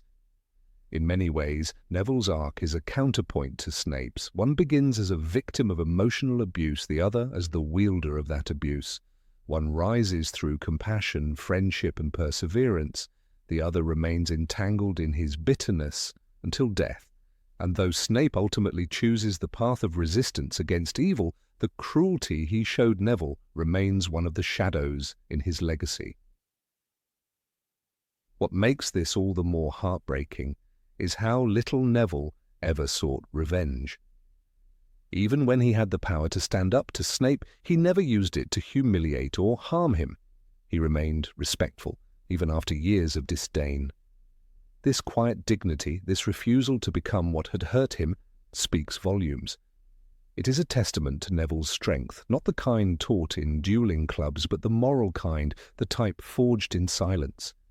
In rereading the books, these moments, Snape's slights, his withering looks, his public reprimands, take on a heavier tone. They are not just plot devices, they are windows into the emotional reality of being a child under pressure, under judgment, without relief. And they show us that the halls of Hogwarts, while magical, were not always kind. When readers speak of Snape's redemption, they often cite his love for Lily Potter, his ultimate sacrifice, and his bravery. But the way he treated Neville must also be part of that discussion. We must ask, what is the measure of a hero? Is it only sacrifice, or is it also how one treats the powerless? Snape's failure to see Neville's pain, to acknowledge his own role in it, is not just a character flaw, it is a moral failure. And yet Neville never needed revenge to find peace. He found it in action, in growth, in becoming the man his younger self could only dream of being.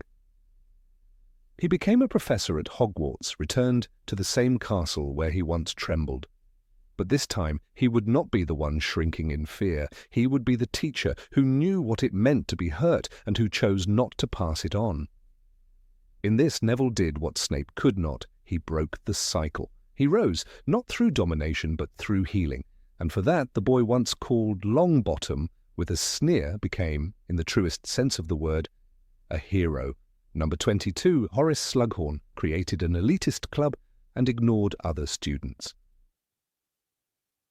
Horace Slughorn was not the kind of professor who shouted in corridors or punished students with chains or screams. No, his influence was quieter, subtler, and in many ways more insidious. His realm was one of velvet armchairs, crystallized pineapple, and select company. While others taught spells or potions, Slughorn practiced a different magic, social alchemy. He picked students not for what they achieved, but for what they could become in the world outside the castle. And in doing so he silently redrew the map of Hogwarts, drawing thick gold lines around some and fading the others into the background. The Slug Club, as it came to be known, was his legacy, an elite circle of hand-picked students, not officially sanctioned by the school, yet deeply embedded into its social fabric. Slughorn chose those with famous names, unusual talents, or useful connections. It was not a classroom, it was a court. He was the king, and he chose his nobles. But with every glittering invitation there was also a rejection. For every Tom Riddle, there was a student with equal potential whose name simply didn't sparkle on parchment. When Ginny Weasley was invited to one of the club's gatherings, it wasn't because of her academic excellence, though she was a capable student, but because of a single, explosive, bat-bogey hex and the fame of her family. "But she's the sister of the famous Harry Potter," murmured Slughorn, his eyes alight with interest. It wasn't her wand work that opened the doors to his club, it was the aura that surrounded her. A Weasley, a friend of Potter, the girl who had been possessed by Voldemort. In Slughorn's eyes, that was enough. Yet someone like Neville Longbottom, who would one day stand up to Voldemort himself, was not considered suitable company for the Slug Club. His early awkwardness and clumsiness had marked him in Slughorn's mental registry as irrelevant. Slughorn overlooked what was raw and real in favour of what was polished and promising, at least on the surface. It's a cruel irony that Neville, dismissed as forgettable, would rise to become one of the most courageous students Hogwarts ever saw. Slughorn's actions were not openly malicious, but their effects echoed far. He created an inner ring within a school already strained by house divisions. Students whispered about his favourites. Invitations became status symbols, and those left out bore the silent sting of exclusion. It taught students something dangerous, that value lay in connections, not character. In a castle where a sorting hat already decided fates, Slughorn's club cast another layer of hierarchy over them. Even Hermione Granger, the brightest witch of her age, found herself under Slughorn's gaze only because of her brilliance. "You're Muggle-born, but so very bright," he had noted, as though the former was an unfortunate condition and the latter a redeeming feature. He seemed to weigh lineage and merit on the same scale, perhaps unconsciously. To Slughorn, brilliance without pedigree was tolerable. Pedigree without brilliance was preferable. The clearest example of Slughorn's flawed judgment was, of course, Tom Riddle. Charmed by his elegance, his mystery, and his exceptional magical abilities, Slughorn welcomed him eagerly into his circle. He called him terribly handsome and so polite, blind to the emptiness behind the boy's smile. In Harry Potter and the Half-Blood Prince, the memory reveals Slughorn's unwitting complicity in a dark chapter of magical history. He gave Riddle the knowledge he needed about horcruxes, the most twisted form of magic. "Well, you must understand that the soul is supposed to remain intact and whole," he had explained. A casual conversation over crystallized pineapple became a key moment in the rise of the Dark Lord. Slughorn's selective nurturing was not just a quirk, it was a philosophy. He saw the world as a network of useful relationships, not as a tapestry of individual worth. He valued students not for who they were, but for who they could be in his personal gallery of fame. "I like to collect people," he once said. To him, talent was a resource and students were investments. Those who couldn't offer returns were ignored. In the Great Hall, his favourites would sometimes receive knowing nods or subtle smiles. He had a way of rewarding allegiance without words. For the rest, there was silence. Students who didn't shine or who came from modest backgrounds without fanfare were treated with polite indifference. No cruelty, no open scorn, just a quiet omission, as if they did not exist at all. In many ways, this was worse than open hostility. It was erasure. Hogwarts was supposed to be a place where bravery, loyalty, intellect, and ambition were equally honored, where a student from a humble background could rise to greatness through effort and courage. But Slughorn's influence undermined this ideal. His club whispered that merit wasn't enough, that one's worth could be negotiated over dinner if your name carried weight or your future gleamed with promise. Even within his house, Slytherin, his favoritism caused friction. Not all Slytherins were Death Eaters or pure-blood supremacists. Some, like Andromeda Black, chose love over lineage.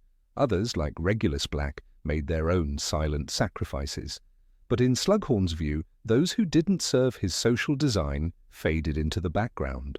He loved the potential of powerful alliances, not the quiet dignity of uncelebrated choices. Harry Potter himself was both a target and a mirror for Slughorn's ambitions. When Slughorn returned to Hogwarts, coaxed back by Dumbledore, his primary incentive was the idea of adding the Chosen One to his collection. At one point, he even boasted about having taught famous witches and wizards, listing them as though they were trophies on a shelf. Gwennock Jones, Barnabas Cuff, Merlin's beard, I could go on, he told Harry with a self-satisfied grin. But Harry, shaped by loss and loyalty, did not play his game. Slughorn was baffled by Harry's indifference to flattery and social elevation. That indifference was perhaps the most powerful rejection of his values. While Slughorn never punished or harmed the students he ignored, he contributed to a culture of invisible boundaries. There was no test to enter the Slug Club, only the professor's vague sense of potential. But what of the shy student from a wizarding family who hadn't yet bloomed? What of the Hufflepuff whose strength was loyalty, not fame? They were not invited. They didn't even know they were being measured. Years after their schooling, many of his collected students went on to power and influence. That, in Slughorn's eyes, proved his strategy. But this legacy was double-edged. He had shaped the elite, yes, but ignored the quiet revolutionaries. He had seen glory in power, not in principle. While he may have helped bring together the next generation of powerful witches and wizards, he had also encouraged a subtle hierarchy that echoed outside the castle. In a world reeling from Voldemort's ideology of blood purity and dominance, Slughorn's social manoeuvring might seem harmless, but in truth it mimicked the same patterns. Judging worth by background, fostering division and celebrating fame, his club was not built on prejudice, but on preference, and preference, when repeated often enough, becomes a system in which only certain names, certain talents, and certain lineages rise. The students who were overlooked might never have known why. There was no announcement, no rejection letter, just the absence of an invitation, the silence of being unseen. These were the students who filled the library late at night, who helped their classmates with essays, who stood their ground during the Battle of Hogwarts, even if no one remembered their names afterward. Slughorn's eyes never found them, and in that blindness he contributed to the very problem the war sought to end. One might argue that Slughorn, in his old age, learned something from his mistakes. In the Battle of Hogwarts, he returned to fight against Voldemort, dueling his former favourite, and standing beside students he had once ignored. It was redemption, but not absolution. Even then, he was drawn back into the world of prestige. After the war, he was remembered not just as a professor, but as a mentor to the famous, as though that were his crowning virtue. What would Hogwarts have looked like if Slughorn had opened his club to the kind-hearted, the diligent, the ordinary. What if his room had welcomed the unnoticed Hufflepuff, the struggling Ravenclaw, the awkward Gryffindor who just needed a mentor? The quiet students who were not born for headlines but for history. Would the wizarding world have been richer, more just? Slughorn's legacy is not written in blood or fire, but in choices. Soft choices. The kind that seem harmless in isolation but form a pattern over time. He taught potions, yes, but more than that. He taught students who mattered. And the tragedy lies in who he left behind. In the end, Horace Slughorn remains a paradox. Affable, well-meaning, brave when it counted, and yet a symbol of quiet discrimination. His story is a reminder that the damage done by preference can be just as deep as that done by prejudice. The harm of being invisible is real. In a world of magic, it is easy to forget that the most dangerous spells are the ones that divide without a word. Number 23, Sybil Trelawney refused to teach skeptics like Hermione. In the high, incense-scented tower classroom of divination, Sybil Trelawney reigned not as a teacher, but as a prophetess misunderstood by the mundane minds of the skeptical. Draped in shawls adorned with beads, she moved like an apparition through clouds of perfumed smoke, her voice trembling with cosmic weight. To some, her presence evoked awe. To others, it was theatre. Yet within this dramatic ambience, a troubling truth unfolded. Sybil Trelawney didn't merely disdain disbelief, she punished it. From the moment Hermione Granger stepped foot into the class, her grounded intellect clashed with the ethereal vagueness of Trelawney's method. Hermione, sharp, logical, and unapologetically rational, found no footing in a subject that thrived on elusive symbols and mystic intuition. She questioned, she doubted, and in response Trelawney did not engage, she dismissed. When Hermione voiced her skepticism regarding the authenticity of Trelawney's predictions, the reaction was not one of pedagogical curiosity, nor of intellectual debate. Rather, Trelawney turned icy. "You may find the subject of divination to be imprecise," she intoned once, eyeing Hermione with an aloof chill that spoke volumes. But Sybil's disdain ran deeper than her words. Her entire presence became a performance of exclusion. In Harry Potter and the Prisoner of Azkaban, Phidias, the pattern becomes clear. After Hermione bluntly questions the logic behind Trelawney's prophecy about Harry's impending death, the professor responds not with evidence, nor with an invitation to explore the art of foresight, but with contempt. She ignores Hermione's raised hand. She casts snide remarks. She calls attention to other students' inner eye, while pointedly highlighting Hermione's lack thereof. It wasn't education, it was retaliation. There was a moment, subtle yet deeply revealing, when Trelawney predicted that one student would leave the class before Easter. Her eyes briefly passed over Hermione, and her voice, solemn and heavy with apparent destiny, announced, "Around Easter, one of our number will leave us forever." This wasn't prophecy, it was manipulation. The message was directed not at fate, but at Hermione Granger, and it was an act of social expulsion cloaked in mysticism. In any credible academic environment, the expectation would be that a teacher, especially one dealing with ambiguous material, would embrace dialogue. Trelawney did not. Instead, she nurtured an environment where only blind faith thrived. To be taught by Trelawney was to abandon analysis, to silence doubt, and to submit entirely to her authority as a seer. For those like Lavender Brown and Parvati Patil are willing to believe, she offered admiration and focus. But for Hermione, she offered only cold silence. The culmination of this tension came when Hermione stormed out of the classroom, visibly upset, her satchel banging against her hip as she left. This moment wasn't sudden, it was the result of weeks of exclusion. "I give up!" Hermione cried out in frustration, and the classroom fell quiet. It wasn't just a loss of temper, it was a final defeat in a war she had been forced to fight alone. Ron and Harry, bewildered, didn't intervene, nor did Professor Trelawney attempt to stop her. There was no gesture of reconciliation, no hint of regret. Instead, Sybil merely blinked behind her thick glasses and nodded slightly as though the stars had vindicated her. It wasn't fate that drove Hermione away. It was a teacher's refusal to teach those who did not worship at her altar. In that moment, the failure of Hogwarts' oversight was apparent. No school committed to nurturing young minds should allow a teacher to target, isolate, and spiritually exile a student simply for thinking differently.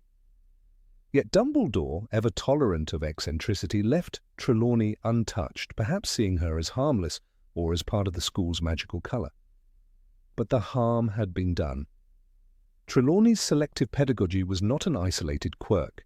It was systemic within her teaching. She never encouraged self-discovery or debate. She delivered premonitions as truths, and those who questioned them were either ignored or subtly ridiculed. Her methodology wasn't mystical, it was authoritarian. You either believed or you were unwelcome. Contrast her with professors like Lupin or McGonagall, who both handled skepticism with grace. When students doubted the need to learn about hinky-punks or goblin rebellions, those professors responded with knowledge and context. McGonagall once famously scoffed at divination, calling it a very imprecise branch of magic, yet she never punished students for thinking critically. Trelawney, however, seemed almost wounded by disbelief, taking it not as a challenge, but as an insult. Hermione's departure from divination should have sparked concern. A top student walking away from a core subject is not trivial, yet there was no follow-up, no attempt to mediate. Sybil Trelawney's class remained a sanctuary for believers, a place where doubt was not debated but expelled. This lack of accountability turned divination from a magical subject into a personal stage for the professor. Even her rare true prophecies, such as her chilling prediction to Harry about the return of the Dark Lord, only highlight the deeper irony. Trelawney was capable of genuine foresight, yet she buried that gift beneath a pile of affectation and petty theatrics. Rather than teach, she performed, and in doing so she betrayed both her students and the subject itself. Years later, when Umbridge attempts to expel Trelawney, it is easy to feel sympathy. Sybil, broken and weeping, seems more victim than villain, but it's important not to forget that before she was prey, she had power and she wielded it unevenly. Her treatment of Hermione remains a blot on her record, a testament to how belief, when demanded instead of inspired, becomes dogma. At its heart, Trelawney's failure was a moral one. She refused to bridge the gap between faith and understanding. She never tried to help Hermione see the world through her lens. She could have explained the symbolism, the centuries of lore behind the tarot and the tea leaves. She could have shown how intuition works in tandem with magic. Instead, she retreated behind incense and veils. The classroom, once a place of learning, became a theatre of division. The believers grew closer to Trelawney, while the skeptics, however curious, were pushed aside. And that was the greatest loss, not just for Hermione, but for any student who might have brought new insight into the dusty tower. Education should expand minds. Trelawney's divination demanded submission. The tragedy is that Sybil was not entirely without merit. Her pain, her fragility, her dependence on validation, they were real. Perhaps the constant ridicule from colleagues wore her down. Perhaps years of pretending blurred the line between act and ability, but those explanations do not excuse her behavior. Teaching is an act of generosity. It is not a pulpit, it is not a séance. Sybil Trelawney's tower was high, but it was not unreachable. Had she descended from it even once to engage in true discourse, she might have found that the very students who doubted her could also have understood her. Hermione, for all her logic, was not unkind. She sought truth, she valued knowledge, and Trelawney, had she seen past her own pride, might have given her both. But she chose scorn, and that choice had consequences. Not only did Hermione abandon divination, but a gap remained in her magical education, a path unexplored, a gift untested. One wonders what she might have seen in the tea leaves. had she been taught without prejudice. In the end, the fault lies not with magic, nor with belief, but with the teacher who failed to teach.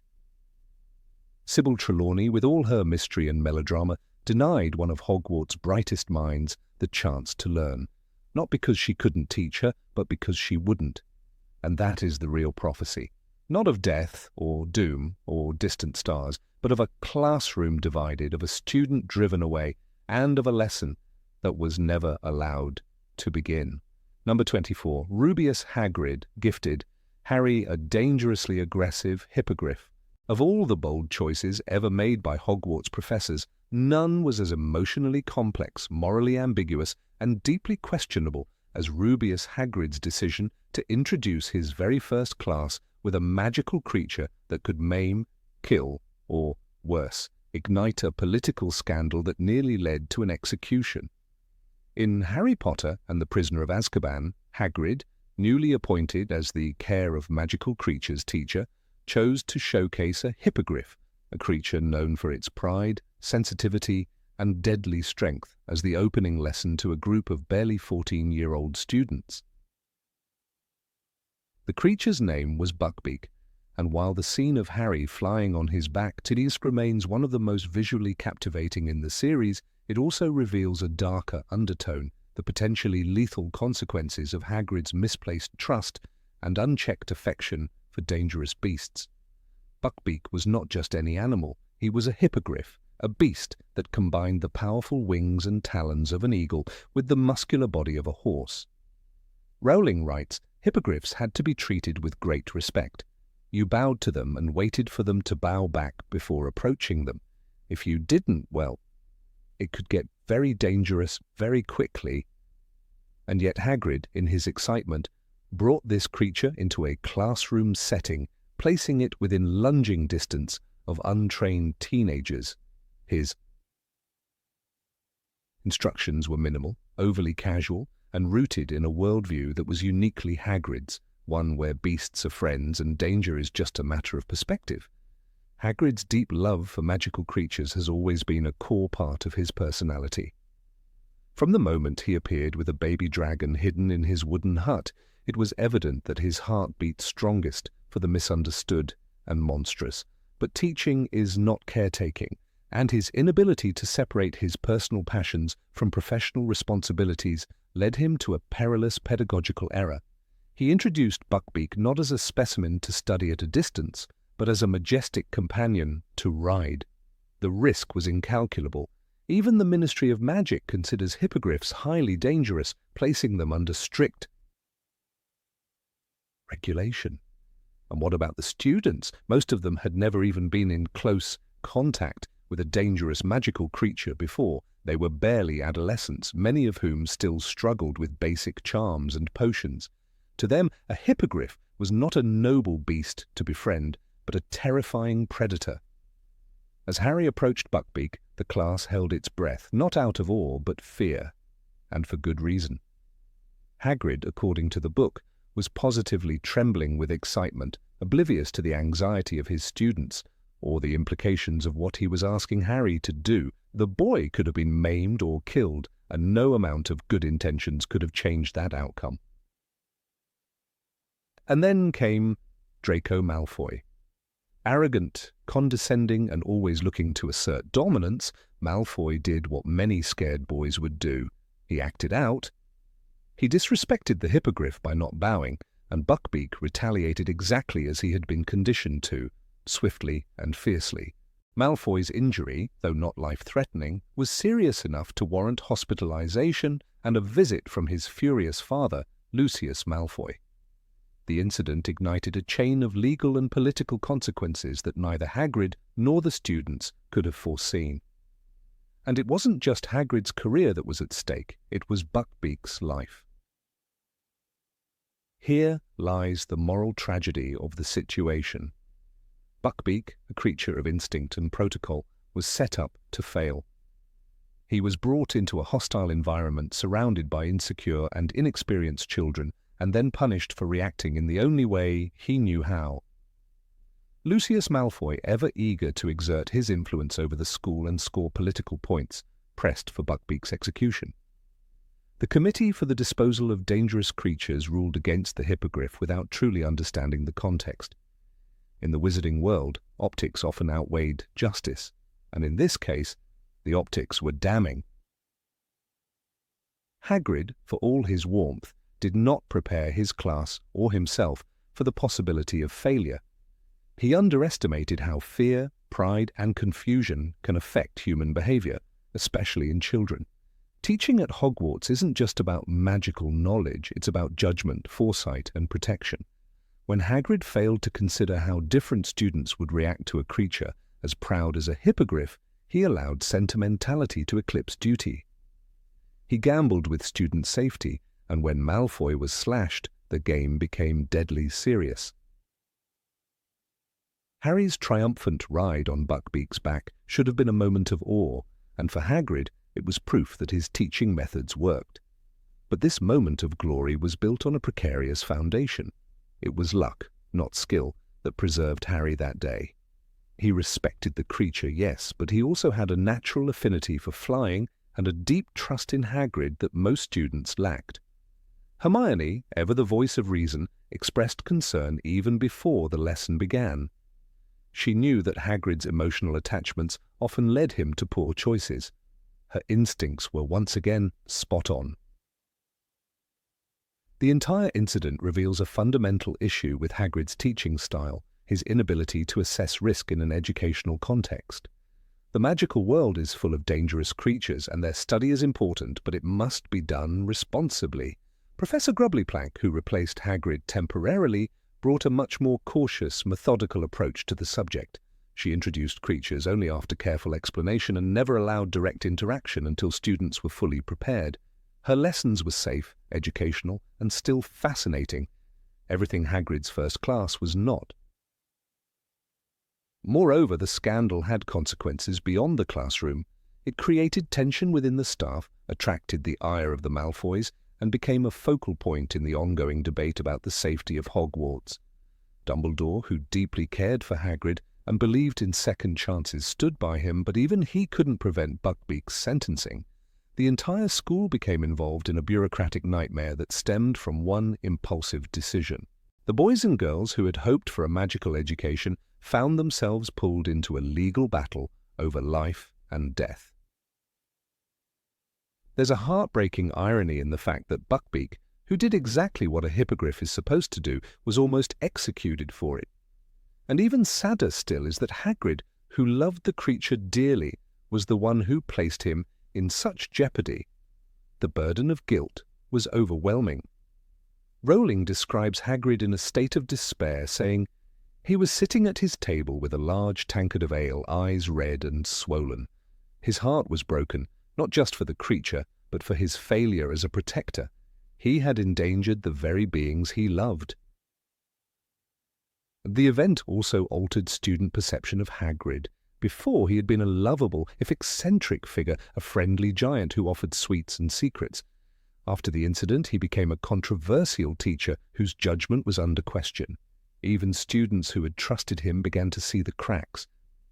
Hogwarts was supposed to be a haven, a place where learning didn't come at the price of injury, and Hagrid had unintentionally violated that promise.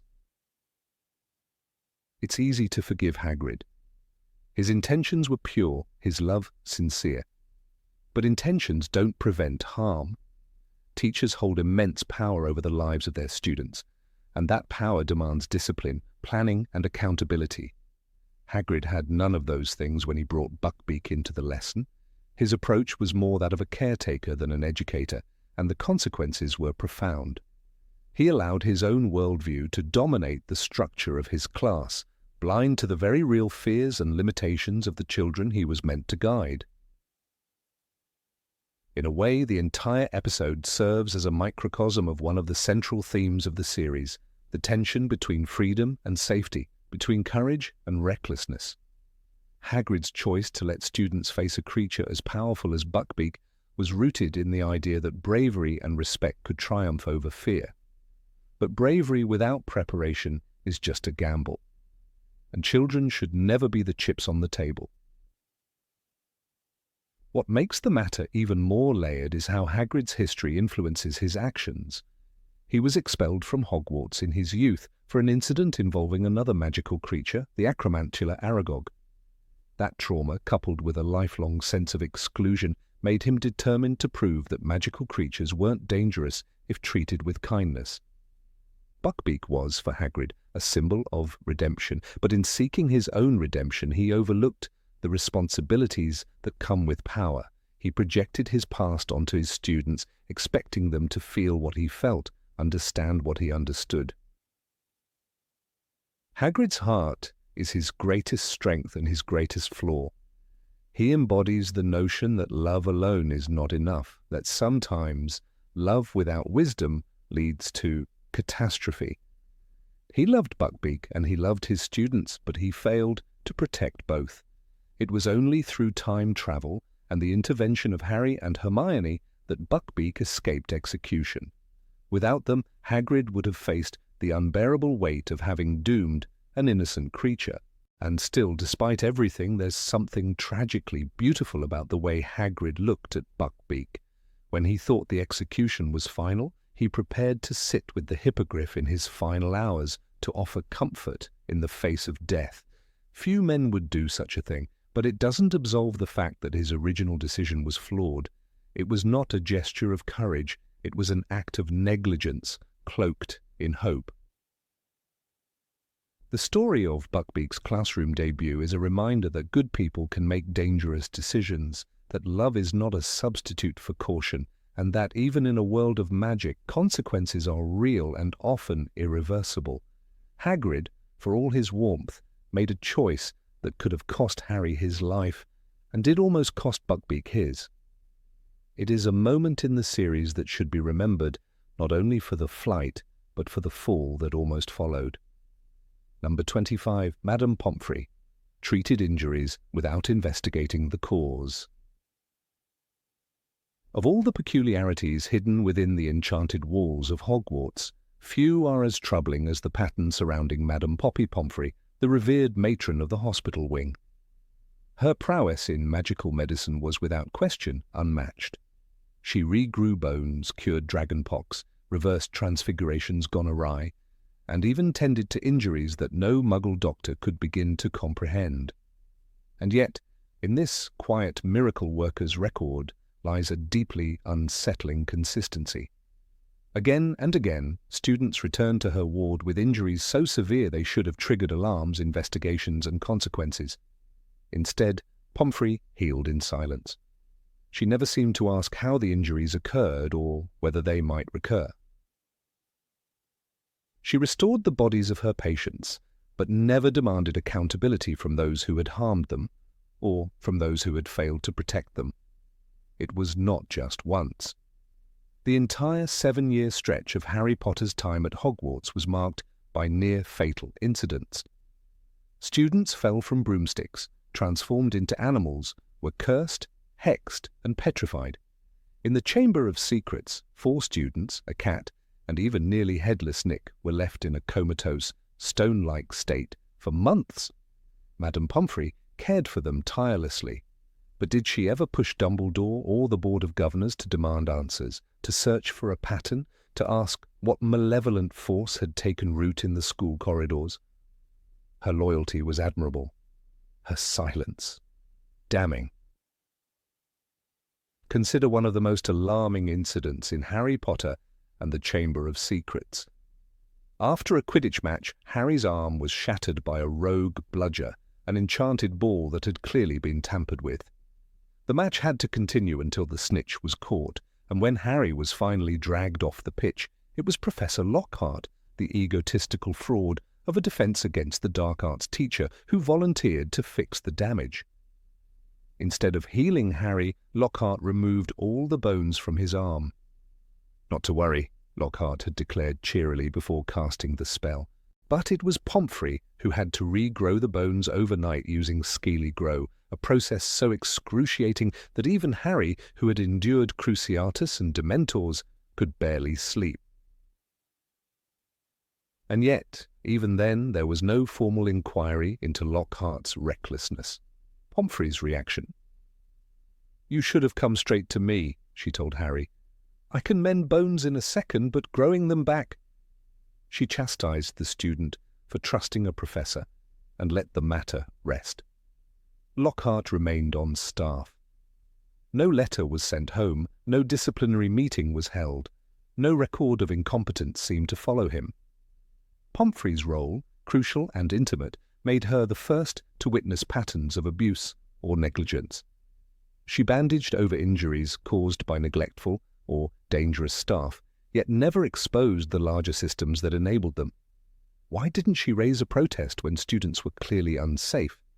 Why did she heal without demanding accountability? The pattern repeats with horrifying frequency.